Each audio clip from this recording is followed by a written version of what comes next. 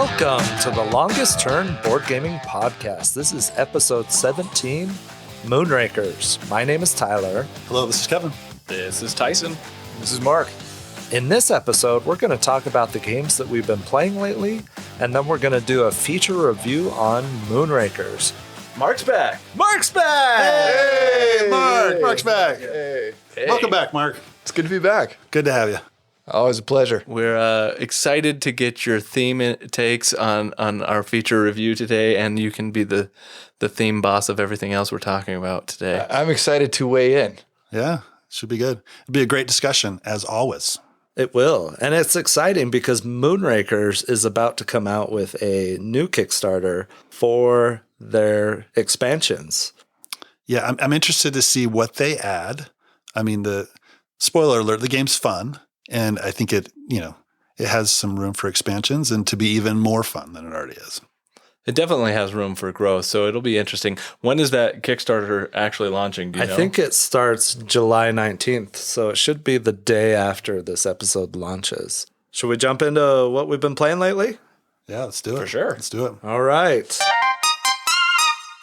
I'll go first. Okay. I'm going to break the mold. Usually it's Kevin or Tyson. So a game that I've been playing lately, or a game that I played with my family, is called Gift of Tulips.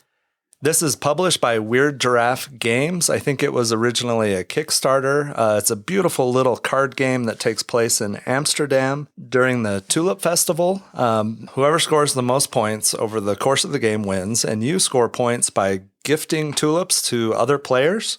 You also gain points by building your bouquet both during the game, and then there's some end game scoring based on the market of tulips. There's 4 different tulip types. There's a stack of cards, really beautiful components, some nice wooden point trackers and tulip ranking trackers. So basically, there are 4 different types of tulips, and in the market, they are ranked from best to worst based on the total value of the cards that have been played in that tulip type.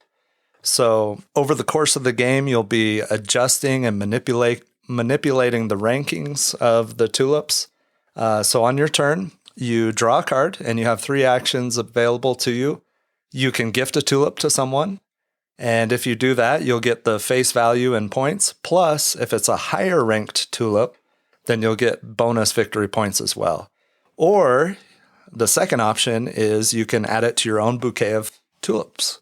And if you do that with a lower ranked tulip type, then you'll get some victory points. The third option is adding a tulip to the market. And there's actually 2 markets you can add it to. You can add it to the secret market, which is placed face down. And then at the end of the game, that pile of secret cards will be shuffled, and 5 cards will be drawn from the secret market. One by one, they'll be flipped over, and they may change the rankings of the tulips right before the end scoring happens, which awards bonus points to the people that have the majorities on the higher ranked tulips. So that's the secret market. You're hiding away cards there to manipulate the rankings at the end of the game. You can also add them to the open market, which there's 2 tulips that start out in first and second at the beginning of the game that are selected randomly. And then over the course of the game, you'll add the other 2 types. And then as you add a tulip to its pile, it may become more valuable and more desired, and it'll go up in rankings, and the tulip that's higher up may slide down to a lower spot. So basically, you're getting a lot of points from gifting tulips to other people. Like I said, you draw a card, do one of those actions on your turn, then you'll draw a second card, and you have to do a different one of those actions. So you can't just gift tulips to everybody the whole game. So it's really fun, really quick, 15, 20-minute card game. Logan was gifting tulips like crazy through the course of the game, but he was also adding to the secret market, trying to manipulate how the rankings would flush out at the end. That didn't pan out for him, but he had gifted enough tulips that he still won by 1 point. When I look at the art and the cards, it takes me right back to Amsterdam or to the Kokenhof Gardens in the Netherlands. 15 miljoen mensen op dat hele Just a great game. I think younger gaming families would pick this up pretty quick and enjoy it. And I would play this as a like palate cleanser after a 2.5, 3 hour game of Terraforming Mars before everybody goes home from game night. Hey, we've got 15, 20 minutes. Let's bust out Gift of Tulips and get this played. The quality, the production quality, like I said, it was a Kickstarter. I bought this at Origins, and I think Kevin picked up a copy as well. I was looking for it ahead of time. Going to Origins, I saw that it was on the list, and I'm a sucker for games about or from the Netherlands and Belgium. So I was really excited to get this one. I'm excited to have it in my collection, and it'll be a fun one to play on game night. So you picked this one up, like you said, at Origins, and probably right about that time, I got a text from my buddy in Minnesota, Ken, who sent me a picture of this game, and I was like, wow, that's really pretty. But on top of that, you just said that a great palate cleanser, right? And that's exactly what he started texting me. He was like, this is an awesome game. Like, it's a great filler game, good between games kind of experience. And it's kind of his go-to filler game at this point because of everything it's doing. And it's so quick and it's punchy and it gives you all that kind of vibe. And it's beautiful production. And so he sent me that text, and then you come home with it. And I was like, oh, Gift of Tulips. That sounds like I really want to play it. So I still haven't had a chance to play this one yet, and I'd love to get this one played. Yeah, I completely agree with Ken. He nailed it. So, yeah, obviously I picked it up at Origins as well. I had a quick demo. They showed me how it played, and it looks like a great filler game, like you guys said. I'm heading out on vacation next week. It's in the bag to get played. Nice. This seems like a game that's right up my family's alley, and I think my daughter, my wife, brother-in-law are gonna love it. So excited to get it played. And like you mentioned, Tyler, it looks beautiful and the production's amazing. So it is. Looks like a good one for sure. Yeah, it's blossomed right into my collection. I played a few of these weird giraffe games. I backed Fire in the Library and own that one.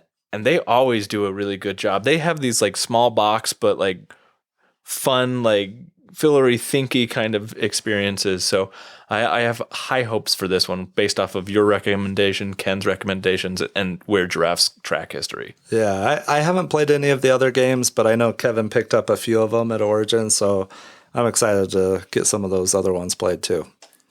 Yeah, those will be played next week as well. So more to come on some future Weird Giraffe games. Awesome. For sure. So I've been playing on BGA. There is a new implementation of Point Salad. So we've talked about Point Salad in previous episodes, but we'll go into it a little bit more here. So the way Point Salad plays, it's a set collection drafting game where you're trying to. Basically, the theme is you're building a salad, right? So there's all these ingredients for a salad. There's lettuce, there's tomatoes, there's onions. Who puts onions in a salad? I don't know. There's peppers. There's just all these different. Tyler, you put onions in salads? I mean, I don't make salads, but Shelley does. I totally do. Yeah. Oh, you put onions in I salad? am team onion on salads. Yeah. Wait a minute. I am obviously You're in an the outlier. minority here. You think you're some sort of... Especially No. if they're cooked a little too. Wait a minute. Oh, I've never done Is it it cooked cooked. onions a thing? Raw in the red salad? I go onion. raw. I can go red or white. Now you're just that's just crazy talk right there. Anyway, so that's the theme. The way it works is you have a stack of cards, and the cards have a ingredient on one side, and then on the other side there's a scoring condition that will be scored at the end of the game if you meet those conditions. So you split up the deck into 3 piles, and then you flip over under each deck 2 cards. So you have 6 ingredient cards available. So when it's your turn, you have a choice. Either you take 2 ingredients and put them in front of you, or you take a scoring card off the top of one of the 3 stacks. Those are the 2 options. There's also one other thing that you can do is if you have a scoring card in front of you, you can flip it over to the vegetable side if you would like. And you can do that once per turn. So you do that on your turn, and it goes around the table until all of the cards are gone. So when you draft a vegetable card, you're going to replace it from its respective pile, right?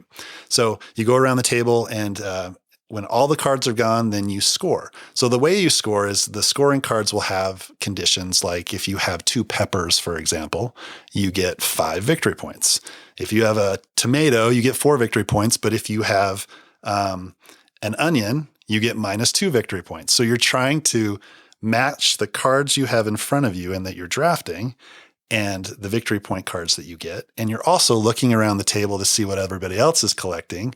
Because if Mark is collecting peppers and he has a bunch of cards scoring cards to get him points for peppers, I don't want to give him peppers, so I'm going to draft those myself. So there's a little bit of hate drafting in this game as well, but you're also trying to obviously do what's good for you and is going to help you win. So it's a quick rundown of Point Salad. It's a game that I've been playing for a while now. It's a hit with my family, and the BGA implementation is great. It's fun to try and get that balance of getting cards that you need, getting victory point cards, and not letting other people get what they need as well. And every card has a different victory point condition on the back, so every game you play is going to be different. Every time you play, you're going to be collecting different things. So it's a good one. I like it a lot. What do you guys think about Point Salad? Yeah, I mean, I'll plug this one too, because this is one that I think I gave this to my kids for Christmas. And so we play it quite a bit. And we've played it a couple of times recently. It's really enjoyable because it was an easy learn. And in our home, like, time is at such a premium that nobody's really got time or energy to have this exhaustive, multiple hours to learn and then go through, and it just never happens. And so having something that's easy to grasp, that's fun, that everyone can do is a real winner. And interestingly enough, so even my daughter who's 10 right now, she's the youngest. One of the funniest little anecdotes that I've had is we played this game with her and my older boys too, and we've had a good time. And she got in such a stink about saying, "Dad, this is called Point Salad and there's all these vegetables, but I'm telling you, a tomato is a fruit. Why is it in the game?" I don't know if that's true or not, but I'm going to pretend it is just for the sake of giving my daughter some credit. But the fact that she pulled that out, I every time I play the game, I think this tomato is misplaced. It shouldn't be here. It's interesting you bring up the tomatoes because my son, my 5-year-old, when we play, and he loves this game, he only ever picks tomatoes. He doesn't like tomatoes in real, like to actually eat. I think he likes the color red, and so he's always picking the tomatoes. But if you look at my BG stats, I keep track of all the plays that we play. He's won over 50% of our games by going the tomato strategy every single time. I'm gonna try that. Game's broken. Yeah, apparently. It is funny how younger kids, when they play games, they pick what they're fixated on. Play after play after play. Well, you say little kids now. I'm thinking that my new strategy is going to be leave all the onions for Kevin just as a hate draft tactic. What if you smoke go them the and onion. put them in a salad? Ooh, smoked. That seems unnecessary. They're delicious as is. Smoked onions, but smoked I onions love when might they're be like better. caramelized though. Like, I mean, I'm a big fan. I don't know about but putting them in salad like Well, that. see, I but- prefer grilled onions on a burger rather than raw onions. Yeah, right? for sure. I'm not against Maybe onions. that's an expansion.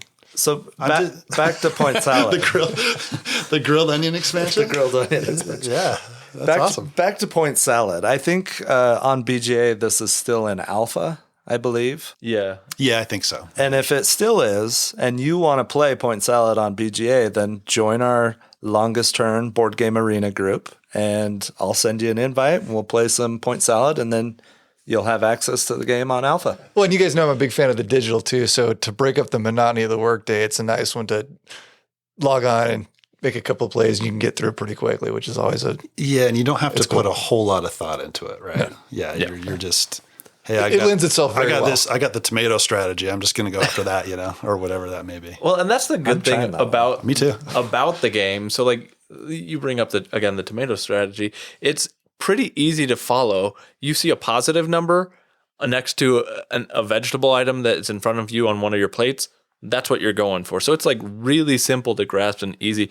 But what's really cool is that even though it's simple enough to play with a 5-year-old, it has depth in what you're doing and trying to, okay, you mentioned, Kevin, the hate drafting, right? Like there is choices to make in the game that feel very satisfying and give you more of a thinkier strategy style game without being a thinkier strategy style game itself. I like that about this game. It's very much a relaxing game to play, which I enjoy.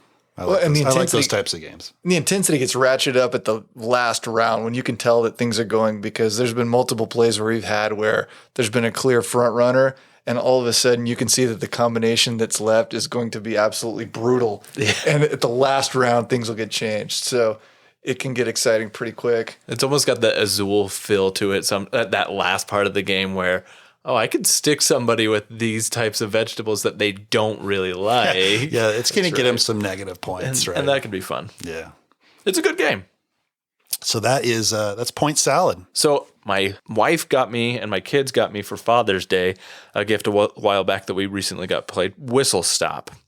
Whistle Stop is designed by Scott Caputo and published by Bezier Games. And my wife does a really good job of picking games, even though she doesn't really like games. And as a gift to me, she decided, hey, I'll actually play the game that I picked out for you with you this time. So we got to play Whistle Stop. And Whistle Stop it's a train game where you're trying to go across the continental US from the East Coast to the West Coast. It's a tile placement, pick up, deliver, and it's a route building game, but it's not, and it is, because that tile placement, you're actually building routes as you go. But each of those little tiles that you have a bunch of different potential pathways. So almost it's a hexagonal tile, and almost every single one will have a track going off of it. So you have this interlacing web of tracks that you can go on. And so as you're going, I believe there are something like 6 or 7 different columns on the game board, and you're trying to fill that out essentially. So you're drawing tiles, putting them down, and building out this map. At the start of the game, you only have a few tiles on the board, but by the end of the game, your whole board is filled up with different tiles. On these tiles, you can have, on regular tiles, different colored cube symbols. And I think there are 6 different cube colors that you can do, and these represents the different types of goods. You have 3 of those goods that are your common goods, essentially, and then another 3 that are more of your rare resources. And it's kind of arbitrary, other than the fact that it's harder to come by, or there may be more expensive delivery costs with the rare goods to get to places. But each turn, what you're doing is, at the start of a round, there is a number of coal tokens. So the main 2 types of resources to be able to do stuff in the game is coal and whistles. These are how you're going to be able to move your train. So you have to put coal in your train to be able to move it. On your player boards, you have 4 coal slots or token slots, and you can place these coal or whistles on those spots. So you can have a maximum of 4 actions per turn, essentially. And when you're taking your turn, you choose to spend a coal or a whistle to be able to move. If you spend coal, you must move forward. So you can only go westbound on the map. But if you use a whistle, you have the ability to backtrack a little bit, or you can bypass different stops on the train track that you otherwise wouldn't be able to. Each of the stops are going to be the little cube locations where you're going to be able to pick up a different type of resource. So you're laying out your tracks trying to get specific resources, because on the board there are also different stops that have towns, essentially. And in these towns, what they are is they're looking for specific goods to be delivered to them. If you go to a town and it has a stock share, you can pick up a share in that stock. And so you're trying to get points by getting the most shares in a specific stock in a town, as well as if you get a train all the way to the west side, there are a bunch of little end game scoring conditions. And when you do that, if your train gets all the way to the west and you deliver the goods that are represented there, you score a large amount of points. And then your train is removed from the main board area and put in a spot where you can fill up. It's kind of like a worker placement kind of dynamic. And it's a spot that is a limited space where if I put it there, I can collect a certain amount of resources or points or whatever. And so as the game goes on, more and more trains are going to be filling up those spots. So they're going to become more and more limited, and you're not going to be able to get the bonuses that you may want as much. So there's this strategy between when do I get my train all the way across the board versus how many trains do I leave on the board so I can maneuver around, get to these towns, and pick up the goods that I need. Because any goods that you pick up don't stay with the specific train that you have. They are used throughout, like you collect them on your player board and you can use them anywhere you go. So one train can collect a certain amount of goods and that can be used for another train's fulfillment of a specific requirement. So there's a lot going on in the game as regards to what you can do, but it's a fairly simplistic game, and you're basically choosing to pay either a coal or a whistle to move your train. Then you take your action to move however spaces that you have, pick up your goods, and then if you fulfill a contract, you fulfill it. So it goes pretty quickly. And my wife ended up, like I said, playing this game with me, and she really enjoyed it. And I really enjoyed this one a lot as well. The game has a very simple core that is very rewarding, and it plays out over a certain amount of rounds. And by the end of it, it feels very tight as to where you're going and what you're doing. I liked this one. Sounds fun. So where does it land in the train games? We've recently played quite a few train games. Where does this one land for you? So I've only played it once. I think that I would put this one over all of the Iron Rail series. Like, I like it better than any of the Iron Rail series, the Iberian Gauge, Irish Gauge, and Ride the Rails. I liked all of those. It's a lighter weight than something like Railways of the World, right, or Imperial Steam. So it's more accessible, and I like the simplicity of that, and I find it rewarding, but it doesn't give me the same kinds of intense combinations that a game like it's got to be better than Imperial Steam, right? I like it better than I liked my play of Imperial Steam, but I can't think of any better train games than Imperial Steam, honestly. But no, it's a good game. It's closer to like a Ticket to Ride level of game, and the Iron Rail series. Maybe a little bit higher in complexity than that, but not by much. I would introduce this to as a gateway game of sorts. I like it. I think it's a good game. I've only played it once. I'd like to play it more. Now I really want to go play Imperial Steam too. It was out of sight, out of mind a little bit. So another game that I played recently, I've been cleaning through my Origins haul.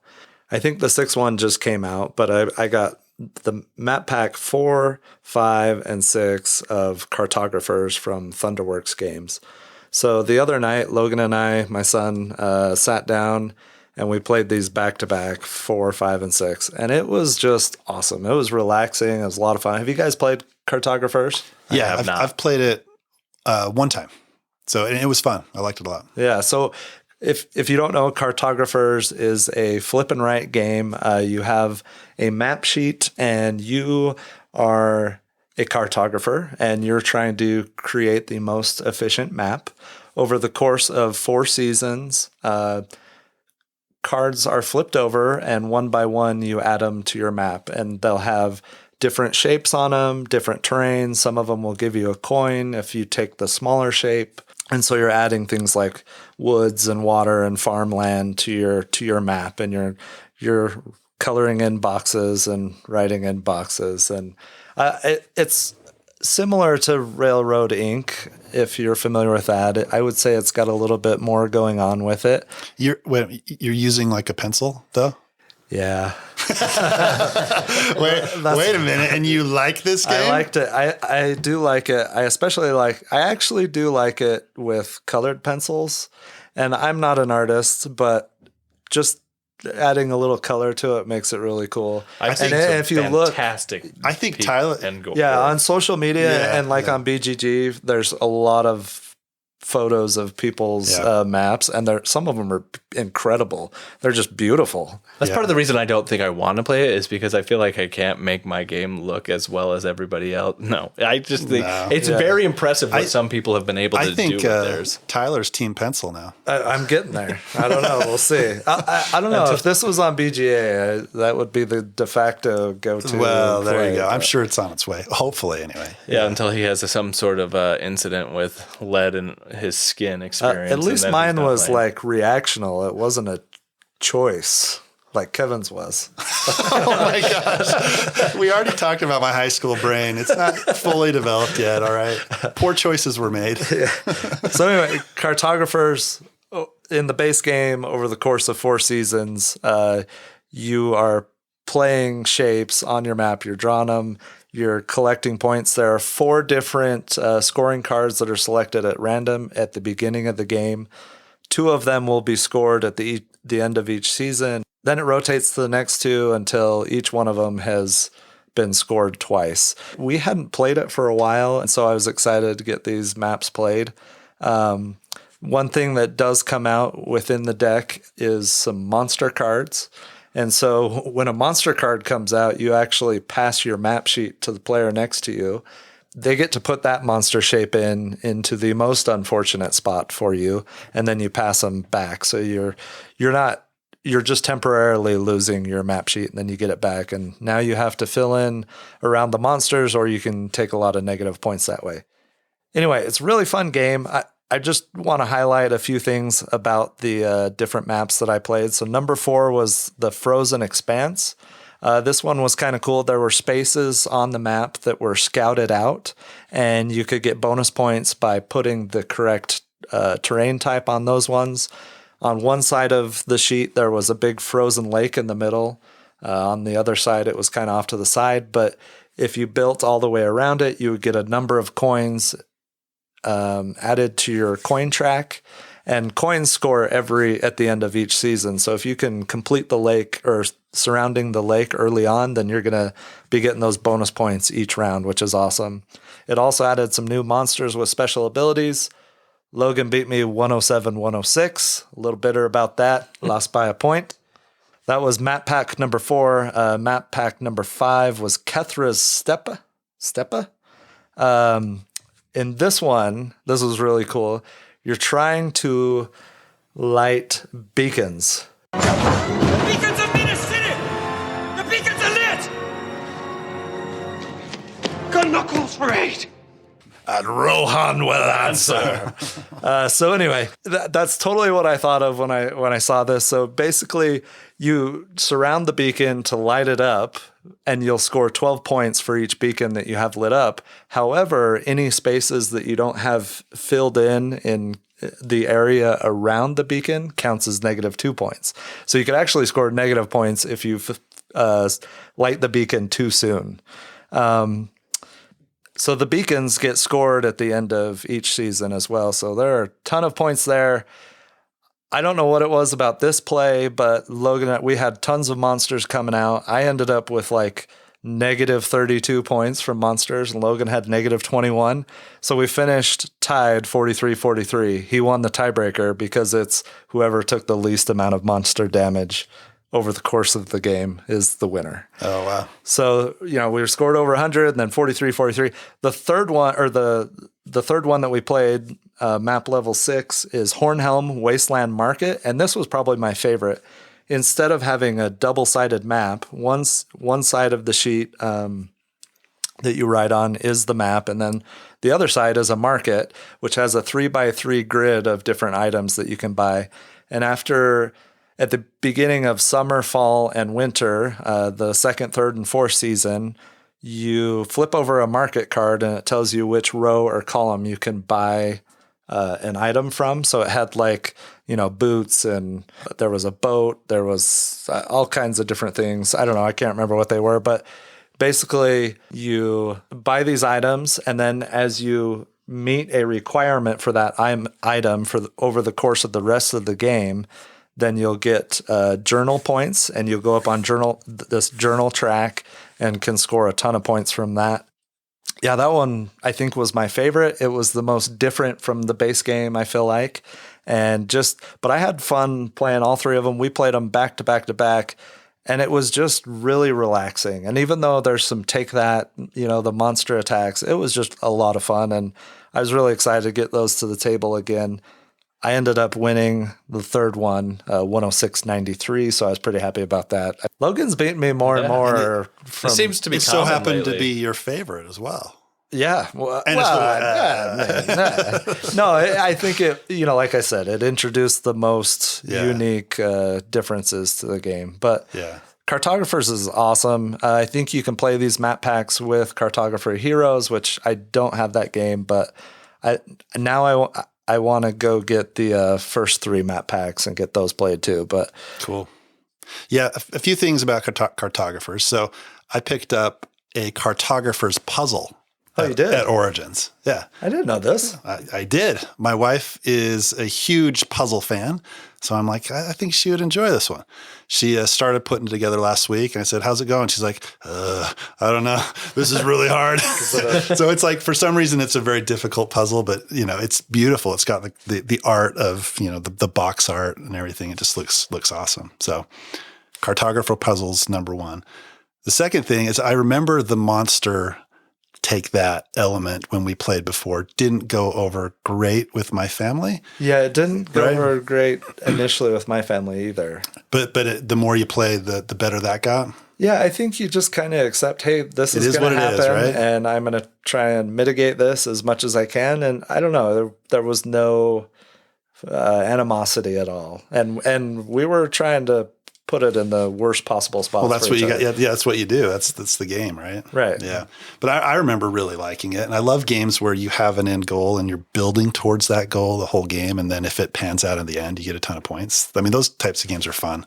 So I got to get this one out again. Awesome. Do you have it? I do. Oh, cool. Yeah. Well, you could borrow some of the sheets. I'll probably end up laminating them at some point. Right. And that's one of the best things about roll and writes is that like you can continue to play it over and over again. And if you ever come down to your last sheet, you get the opportunity to like laminate and usually, them. even if you don't laminate them, there's a million sheets that come with most of these games, like Welcome to. I've never run out of anything for a roll and write. I'm probably not going to play 100 games of Welcome to, or something. I mean, you could, but. Yeah, I do think it is awesome. Thunderworks Games is creating this whole world of games. You've got role player, cartographers, heroes, lockup, role player adventures. They're coming out with Dawn of Ulos and Goblin. Which you're not excited about at all. No, not at all. I can't wait for this. I'm going to be a first day backer. I'll be number 1. I'll be counting down the seconds. And then they're also doing one called Goblin Vaults. And I just think it's so cool that they're creating this whole universe of games, and they're tied together with characters and stories and, backgrounds. And it's just really awesome. It was such a cool idea. It was fun talking to those guys at Origins. And I got to get more of their games played for sure. Yeah. So as somebody who doesn't know Cartographers, I'm dying to ask this question. Is there any reference that's made to the inimitable Buster Bluth, who, as all fans of Arrested Development know, spent a significant amount of time at cartography school? Because if not, I forgot about that. I feel like that is a swing and a miss. I mean, haven't they already discovered most things, Magellan and those guys? Yeah, they did a pretty good job. Oh my gosh. Awesome. I don't know. Expansion. I like it. I would love to see an Arrested Development knockoff Cartographers reskin it with a Arrested Development's theme. Awesome. So that is Cartographers map packs 4 through 6. Nice. Another game I was able to get played. We played this at a recent game night. This is Silver and Gold. So Silver and Gold was designed by Phil Walker Harding and was published by Pandasaurus Games. And I'm going to read just real quick off of Board Game Geek. It's a very short description. Like one sentence. Pretty much. Pretty much. It says, distant islands with golden treasures. Who hasn't dreamed of that? Oh, there was a theme in this game? Right. That's why. It's not Christmassy silver and gold. It's islandy treasure. It's islandy treasure, right? Yeah, with palm trees. Yeah. Yeah. It says silver and gold combine simple rules, right? Very simple. Fast action, luck, and planning as players try to complete treasure map after treasure map, with the maps being printed on wipeable cards to allow for endless adventures. I did not realize they were treasure maps that we were filling out, right? We were just talking about cartographers. You were doing the same thing. Little did you know. I had no idea, right? I just thought it was some weird palm tree game. I don't know. But yeah, so the theme is a little bit pasted on, right? But the way this game works is you have these treasure maps and you're trying to complete the treasure maps. There's a number of squares on the map, so you're trying to fill in. There's a deck of cards that have, Tetris-y type polyomino shapes on them, right? So you take one card out of this deck for each round that you play. You play over 4 rounds, and then you flip over the card and you draw the shape on one of your treasure maps that's in front of you. There's different things on the treasure maps. If you cross off a square that has an X on it, you get to cross off another square on either that treasure map or another one you have in front of you. If you cross off a palm tree, then you get a certain amount of points based on how many palm trees are currently face up that you can count. If you cross off a coin, then you mark off a coin on a row, and if you fill in a row, you get a certain number of victory points based on who does it first, right? That's how you're scoring points. And then if you complete a treasure map, you get points that are indicated on that card at the end of the game. Once you complete one, then there's a row of treasure maps in front of you, and you get to select a new treasure map. And you do this over 4 rounds. Whoever has the most points wins. There's bonus points that you can get. You can get a gray treasure map, for example, and there's a little bonus symbol on the right that says for every orange treasure map you get 2 bonus points. So you count up the number of points on your treasure maps, you count up the bonus points, you count up your tree points, you count up your money points, and whoever has the most points at the end of 4 rounds wins the game. So it's a very simple game. It's another one of those, I think, really relaxing games to play where it's not a brain burner. You're just kind of having a good time around the table. There's strategy for sure. It's not deep strategy, but you can say, I'm going to go after these bonus cards and try and get these points, right? Or I'm going to go after the coins, or I'm going to go after a combination of everything type of thing. I had a really good time with it. I played it the first time at Cabin Con, and then we played it, like I said, last week. And it's another one of those games I think my family would really enjoy, and I'll probably end up picking up at some point. I love this one. This is one that I bring to my family and will play with my family because it's really pretty quick and easy to get taught. I don't even have to refresh myself on the rules like almost at all whenever I play. The last time we played was at Cabin Con, and then we played again recently, and it was easy enough to be like, oh yeah, I remember enough about this game that I can pick it up a year-ish later and be just fine with it, or 6 months or whatever it is. And so I really like it, and my family has had a good time with it. And so it's kind of, you talked about, Tyler, A Gift of Tulips and how that's a great like palate cleansing filler style game. I feel like the same thing about this one, and it does a great job for me at being, okay, we got a few more minutes for the rest of the night. Let's play this to wrap things up. Well, and it's so much more comfortable marking off with a marker on the card instead of writing with a pencil. There's just a different feel to it. I've really enjoyed. I've played this 4 or 5 or 6 times with you, and I've really enjoyed each play of it. It's a great filler and palate cleanser, like Gift of Tulips. I do like the cards themselves are like dry erase cards. Yep. And so the one downside is they don't include some sort of like cloth or thing to wipe down your thing. So I had to get like a lens cloth from my glasses and stick it in my box.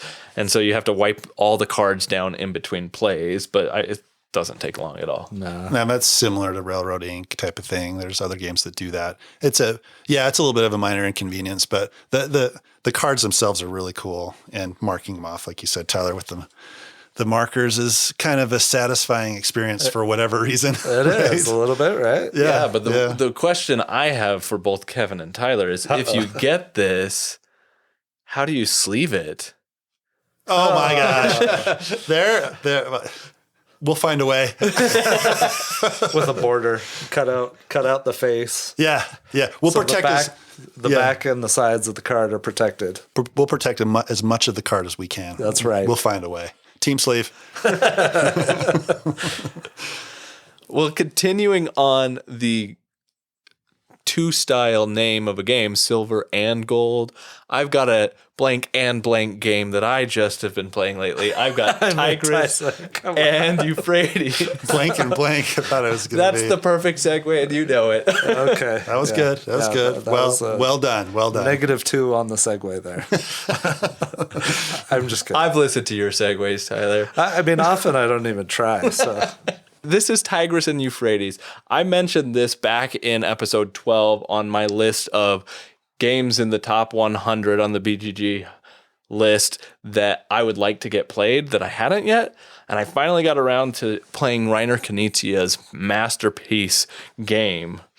So what Tigris and Euphrates is this is a game that is set in the ancient fertile crescent between the Tigris and the Euphrates River, where you're building an empire. Every player playing represents some sort of civilization, and you have unique leaders for parts of your government. So basically, you've got farming leaders, a trading leader, a religion leader, and a government leader, and they're all represented by a token. Each token is going to be a specific color. And these tokens are going to be used to control portions of the map. What you're doing is every round you're going to have a hand of, I believe, 6 tiles that you draw out of a bag. And these tiles will represent different parts of the empire. So your farmers, you've got your traders, like your marketplaces, you've got like temples, and you've got different buildings and things like that that you're building. They're basically just colors. And the theme is kind of... Well, let's face it. It's a Reiner Knizia game, right? Exactly. So it's all about the mechanics. The theme doesn't matter. I mean, it does in some way, but really Probably it doesn't not, though. matter. But the main difference is each tile is a different color with maybe a different little symbol on it, right? And so what those are is you're placing them on the board, and this board is a board that is divided up in a grid pattern, and every space on there can be occupied. So there are some things like the rivers, the Tigris and the Euphrates are on the map, but you can only put like fisher tiles on that specific areas because it's water and you can only put the water tiles there. And then you have already on the board are a number of temples. And these temples are basically how you make your leader strong. So when you place a leader down, it has to be adjacent to a temple. And the more temples that it is adjacent to, orthogonally, the more power or strength it will have if war erupts. So in the game, you can either have war or a revolt. And war will always be using like the temples. What you're doing is as you're placing these tiles on the map begins to expand and grow. And everybody who's playing, this can be played between 2 and 4 players. And so I've only so far played it at 2 players. But usually what happens in those games is you're placing tiles in places where you're not directly adjacent to your competition. And as you're going through, you're placing more and more tiles. And every tile that is in an area represents strength for that leader. So if I have 5 green tiles, that means, and I have a green leader in that section of the map, it means my leader has 5 strength. But I can also do a revolt. So if I can get my tiles to merge a la Acquire style, so like you have it like your hotels in Acquire are coming and growing and then like merge into one. That same type of feature exists in this game where you're going to have these 2 independent groups kind of come together and then one has to fight over the other. So if you have a green leader in both of those, you have to compare the strength. So how many tiles are in mine? I have, like I said, 5 leader tiles in green, but Kevin, you have 3 leader tiles in green.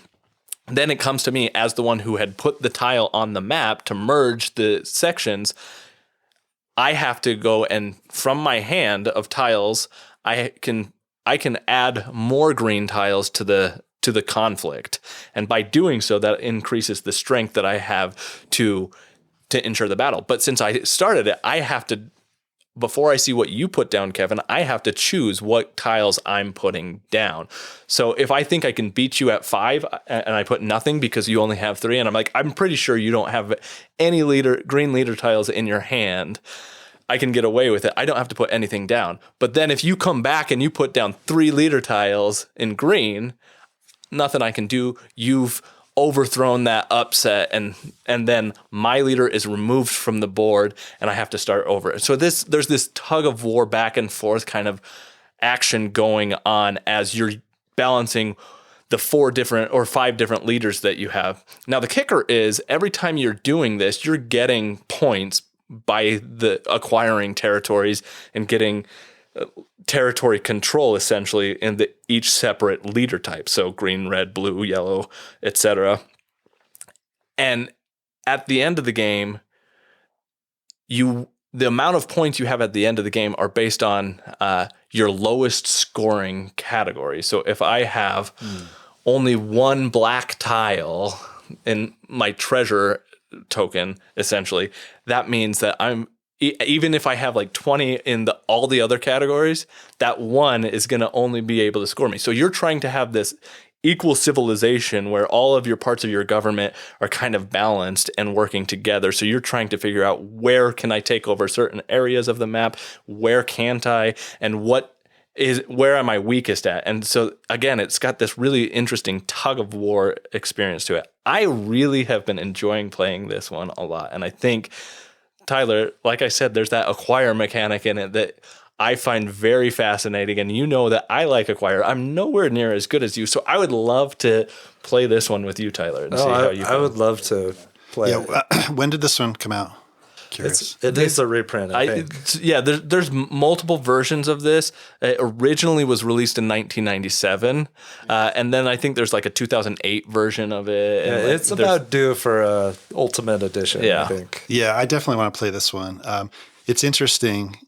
You mentioned the scoring, how you only score for your lowest, right? Right. So one of my favorite games is Ingenious. I've talked about this one before.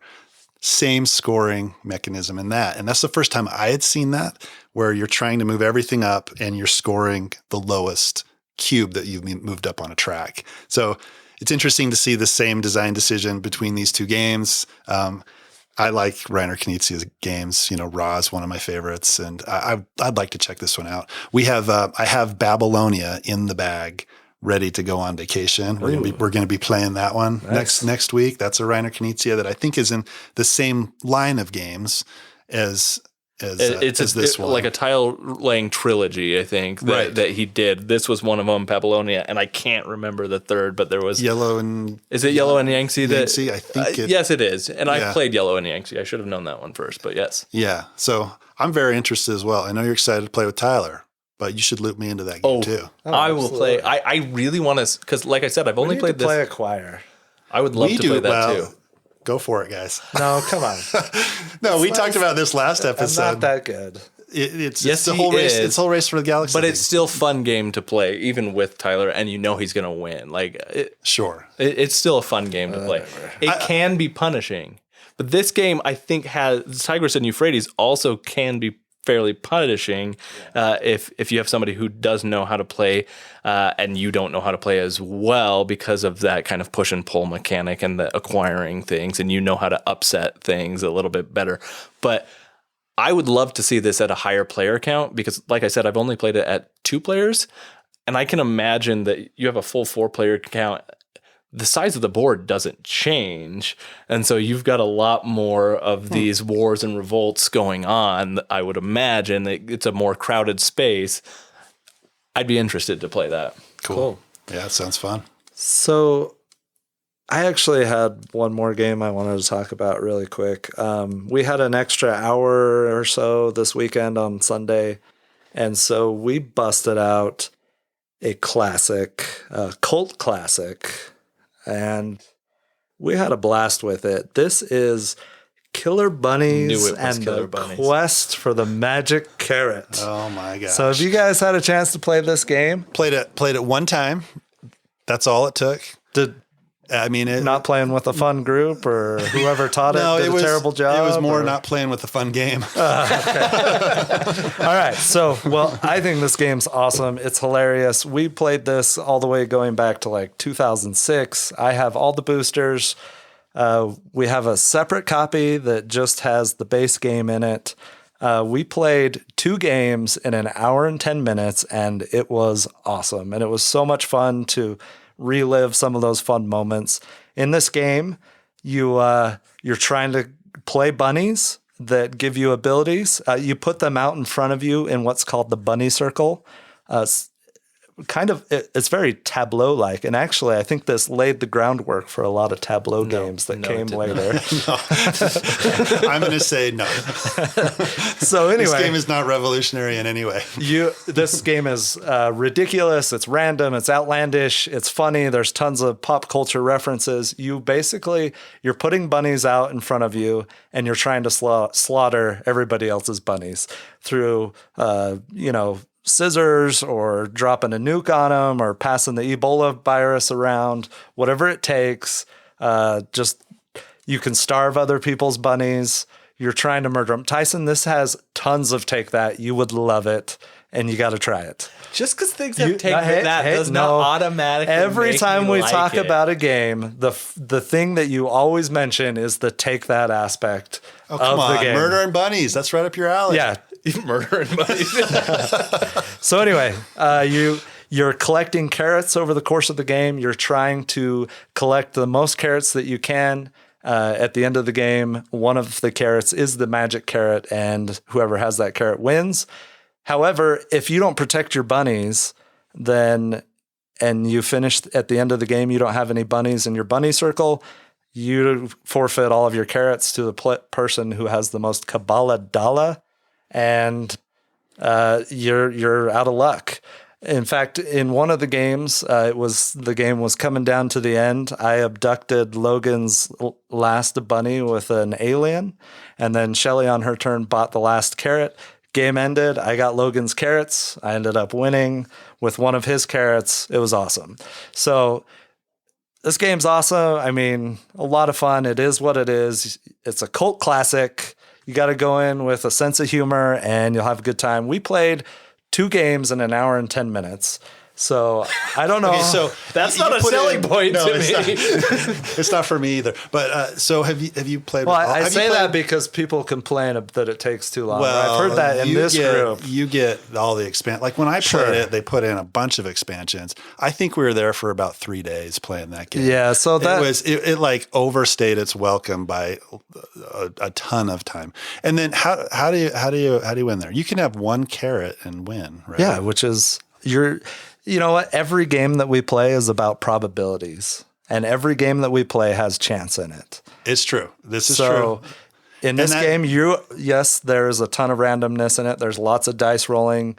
You could play a Mad Donnelly's bakery card, and you roll a dice, and based on what you roll, you get your bunny either dies, you get a carrot, just there's a lot of randomness in this game, but you still have to protect and have a bunny in the bunny circle by the end of the game.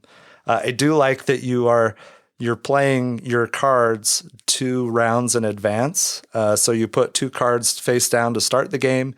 You play the first one, and then you put the next one down. So you're always playing 2 cards in advance of when you'll actually play that card, which is a really cool mechanic that I haven't seen. I can't think of another game that does something like that. That's exactly what I was thinking. It's the Commissar token in Memoir 44. Oh, okay. I haven't played that with that. How do you feel about that token, Mark?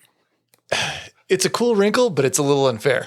Yeah. It's a significant disadvantage. Yeah. Because chances are by the time you go to use that card, that things will have shifted, and your awesome play that you're teeing up is no longer as awesome. So, maybe Killer Bunnies paved the way for that mechanic. And the Tableau. And the mechanic. I just feel like whoever designed this game was watching Monty Python and thought, saw the holy hand grenade scene with the bunny coming out and thought, That's possible. I want to mean, design the game around a killer bunny, and that's the it. cartographer guy could have been watching Return of the King, and then he came up with the beacons idea. And Rohan will answer. Yeah, but at least that became a good game. Hey, you can't judge a game until you've played it. Well, and I've in played all it. fairness, I've played it. I feel the same way about Killer Bunnies as I do about Flux. yeah. Have you guys played Flux? Yeah, So Flux can be like a 5-minute game, or a 3-hour. or it can be like a 3-hour game. It can overstay its welcome for what it is.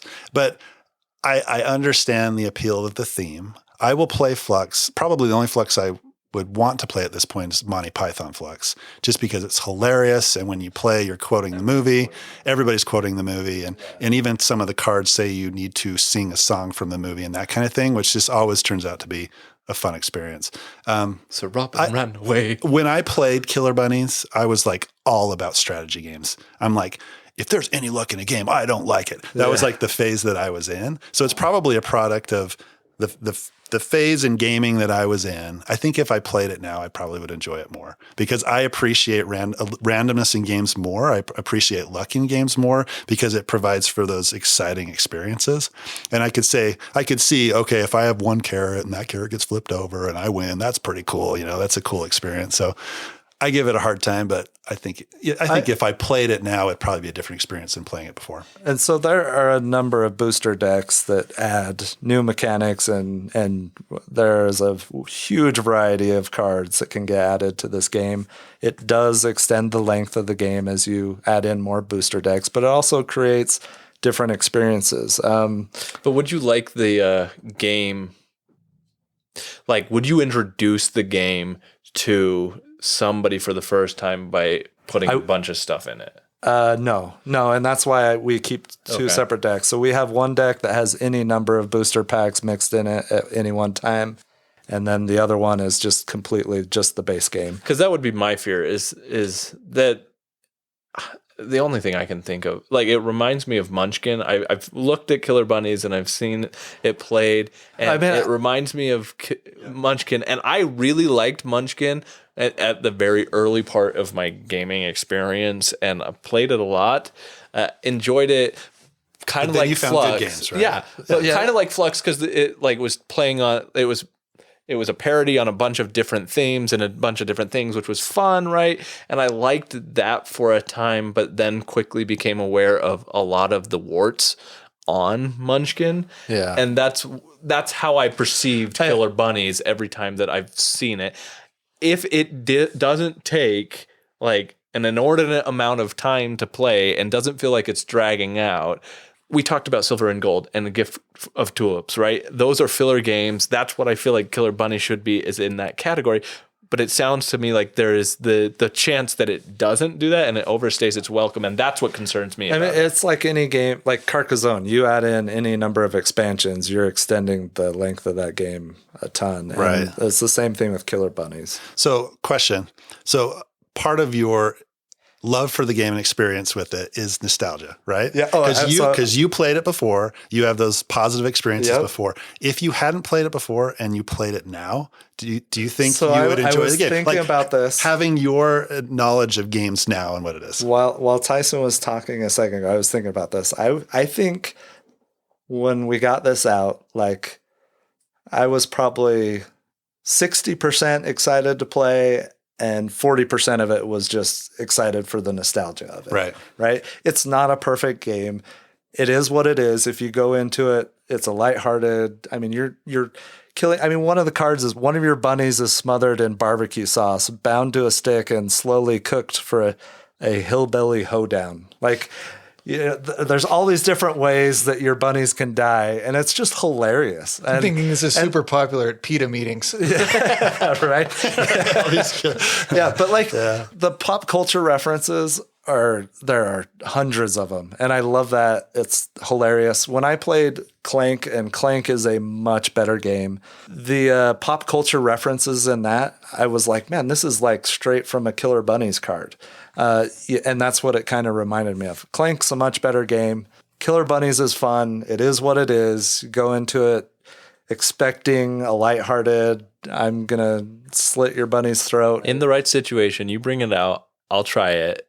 And I do really love the tongue-in-cheek kind of humor, like the play on pop culture stuff. And I've enjoyed a lot of games like that. I would give it a chance for that experience. And disregarding the fact that I think it's going to be, whether or not the gameplay itself is going to be the best experience. There's got to be some merit to it, though, if you can combine lightheartedness and slitting throats in the same experience. I mean, that's hard to pull off. Different times, Mark. Light-hearted throat slitting. Yeah, that's a tough one. So this was my 2002 Spiel nominee that should have won. Oh, wait, that was last episode. Oh, my gosh. This should not win any awards. Oh, my gosh. So that's Killer Bunnies and the Quest for the Magic Carrot. There are many more games in the collection. Stay tuned for future episodes. All right, so I think that wraps up our what we've been playing lately section. Let's move on to Kevin and a rules overview of our feature review, Moonrakers. Moonrakers is designed by Max Anderson, Zach Dixon, Austin Harris, and published by IV Games. Moonrakers is a game of shipbuilding, temporary alliances, and shrewd negotiation set in a spacefaring future. Players form a loose band of mercenaries called the Moonrakers, but while they are united in name, actual alliances are shaky as players are pitted against each other in the quest to become the new leader of the Moonrakers. Moonrakers is a deck-building game in which players choose contracts to attempt alone or with allies in order to gain prestige and credits. After negotiating terms with potential allies, players use their action decks to play thrusters, shields, weapons, reactors, and crew to fulfill the requirements on each contract. Each type of card has other effects to keep turns going, such as extra actions, additional cards, and protection from hazards encountered while attempting contracts. Players build powerful action decks and special abilities by upgrading their ships and hiring crew with the credits they receive from completing contracts. This helps them accomplish more difficult and rewarding contracts alone, which lets them keep more prestige for themselves. Who will receive the prestige, credits, and risks of hazards from contracts is all negotiated between allies. But if players don't make their offers enticing enough, other players may be tempted to betray them. The first player to reach 10 prestige wins, but be careful. Running into hazards on contracts reduces prestige. To play Moonrakers, players take turns as the mission leader. The mission leader's turn consists of 3 phases: planning, execution, and buying. At the start of the planning phase, the mission leader has 2 options: choose a contract or stay at base. To choose a contract, the mission leader may choose any of the face-up contract cards next to the dispatch board and place it on the table for potential allies to see. To complete a contract, the mission leader and any allies must meet the requirements by playing an equal or greater number of action cards that match the icons on the bottom of the contract card. After selecting a contract, the mission leader may attempt the contract alone or invite others to join as an ally. Multiple players may join a contract as allies. If another player chooses to join the contract as an ally, they play their active hand as they would on their own turn, contributing any action cards and ship part specials to the contract requirements. Players can negotiate over anything that appears on a contract, including prestige, credits, bonus cards, and who rolls the hazard dice. If players can agree, the mission leader can pick a new contract, but they can only negotiate for help on up to 2 contracts per turn. They must solo a contract for their third selection or choose to stay at base. Once a contract has been chosen, the mission leader and allies enter the execution phase. Begin the phase by collecting the amount of hazard dice found in the bottom right of the contract card. Players each take the number of dice they negotiated for. If there are no allies, the mission leader rolls all the dice listed on the contract. Each player will suffer from hazard equal to the number of hazard icons that appear on their dice. Each hazard a player rolls will cost that player 1 prestige unless they play a shield by the end of the execution phase. Each shield blocks 1 hazard icon. All negotiations are locked and no additional allies may join a contract after the hazard dice have been rolled. Players then attempt the contract and enter the execution phase. All players begin the execution phase with 1 action, which allows the player to play 1 action card. Reactor cards give players an additional 2 actions. allowing the player to play additional action cards. Some ship parts and crew cards also add additional actions that can be used. A player may continue playing action cards until they run out of actions or run out of action cards to play from their hand. Once the mission leader and allies have all played, players check to see if the contract was completed. A contract is successfully completed when the requirements on the contract card have been fulfilled. Once all players have finished playing their action cards, players collect the rewards listed at the top right of the contract per the previously negotiated terms. Players must honor the negotiated terms. If the contract fails, no rewards are given out. The players that rolled hazard dice must still use shields to block the hazards or lose prestige. The mission leader may also decide to not attempt a contract and instead to stay at base. Mission leaders who choose this option do the following. They draw new objective cards, keeping one. They collect 1 credit for protecting the base, and if desired, they can replace an available contract with one from the top of the contract deck. The mission leader then moves to the buy phase. During the buy phase, ship parts can be purchased and crew members can be hired. Ship parts and crew members will give you abilities that will help you successfully complete contracts and make you a valuable ally. Once the buy phase is over, the mission leader discards all cards not played and draws up to 5 cards in hand. The person to the left becomes the new mission leader. Play continues until someone reaches 10 prestige and becomes the new leader of Moonrakers. So that's how you play. Let's get back to the table to see what we thought of Moonrakers. Thanks, Kevin, for going over the rules for us of Moonrakers. Let's dive into this game and talk about what we think about it. To start, let's go with the production of this game. Kevin, why don't you tell us a little bit about your feelings on the production of Moonrakers? So I think the production's great. The first thing I noticed, and I noticed this about a lot of games that have this component, is the metal coins, right? And the fact that I think every copy of this game comes with metal coins, which is awesome. I just love the tactile feel of them. I like when you drop them on each other and they make a little clinking noise. I don't know. I just think that the metal coins that's one thing that really stands out to me, and is one of the first things I noticed about the game. I really just like the feel of these coins and any metal coins in general in games. It's a great addition to a game, I think. And it seems like a simple addition, even though it may be a more expensive edition, but I like it. Kevin, you were saying that those really stood out to you. I think the thing that stands out to me about Moonrakers is the color palette. Like, the choice of colors in this game is deliberate and intriguing. It makes me want to know more about the game already. I remember when this one was on Kickstarter the first time, and I was looking at it and I was like, this is just gorgeous. Like, the colors, like, it's got this deep purple with these kind of almost pastel, but not quite pastel colors that I really thought were really evocative, especially when you contrast that with the space theme. Like, it just, to me, it gives the vibe of this kind of alternate world space explorer feel. And I love that all the components and all the art in this game are very tonal in the color choices. Yeah, I think it's beautiful. That's one thing that I loved and noticed right off the bat when we started playing it. Yeah, I thought that the detail that went into even like the player board, it was very sharp, but it wasn't super busy. Like, a lot of times when you talk about detail and intricacy, it's just layer upon layer upon layer. That's not the case. You know, with Moonrakers, it feels and looks very simplistic, but still has a tremendous amount of detail. The pieces are well done. They hold up well.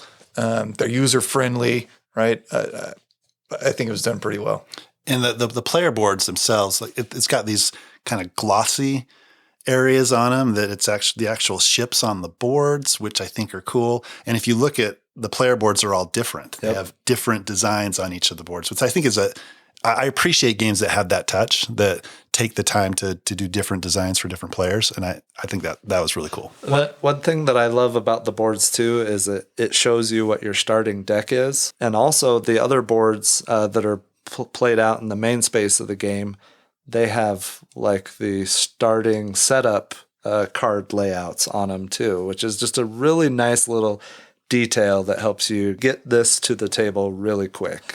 Well, and not only that, but like you mentioned the starting setup cards on your board. I can't tell you how many times in a game I reference that and then look at my discard pile to see how many cards I have so I know what's coming up and what my probabilities are. Because in this game, probabilities are important. So having it printed right there on my board makes me understand, okay, what are my options here? And I thought it was a great production decision to put that there and all over, like in all the setup spots, because it helps me not to have to ask dumb questions when I'm like, oh, wait, how many cards do you start with of this type or what? So that people don't know what my motivations are. And I love when a game makes those considerations. Or I picked up this ship part. Did I get 2 thrusters with that when I was supposed to? Yeah. I'm going to count the cards, and see how many cards I have to see if I actually did that. See, that was something I noticed too. Like I thought it was well done that on the ship parts, number one, they're on smaller cards, right?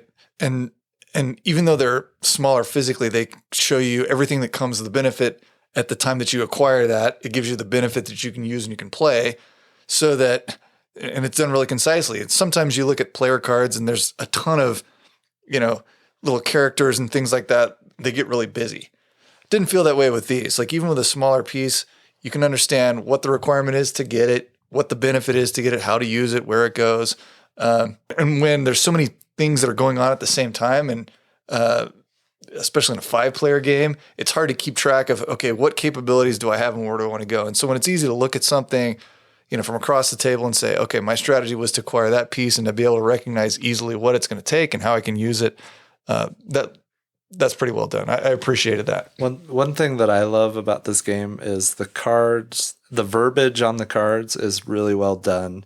I don't think we ever once went to or were confused about a card and had to do a rules reference to try and figure out what it meant. I think there was one time. If you play something like Anachrony or one of the T games, you're going to be in the back of the book. Okay, what does this scoring card do? Or, there was none of that. It was just right there for the most part, very self-explanatory, really beautifully done. Well, you see anything that they've put out and it's just beautiful, right? Like that is clearly an apparent, decision for them when they make a game that they want it to be intuitive and flow and be easy to pick up and understand. Now I'm going to go back and contradict Mark just a little bit in that I agree that when all those cards are on the table for the market area and all the contracts there, etc., a lot of that iconography is very easy to see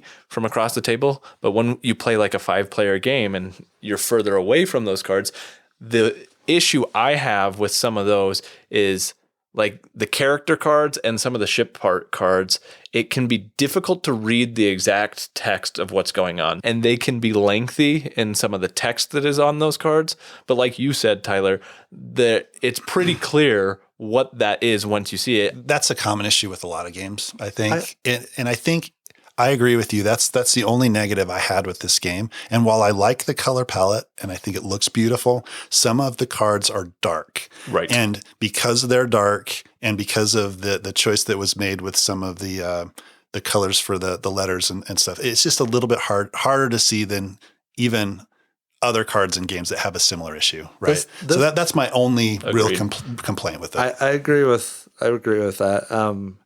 This is an environment thing that I want to solve. I want to have a green screen, a camera set up. This issue happens a lot in a lot of games, especially when the game is a table hog and you can't see what's on the other side of the table. I would love to have displays in a way, no matter where you're sitting at the table, you can see what's on the table. And someday I'm going to solve that. Well, I don't know how much money it's going to cost.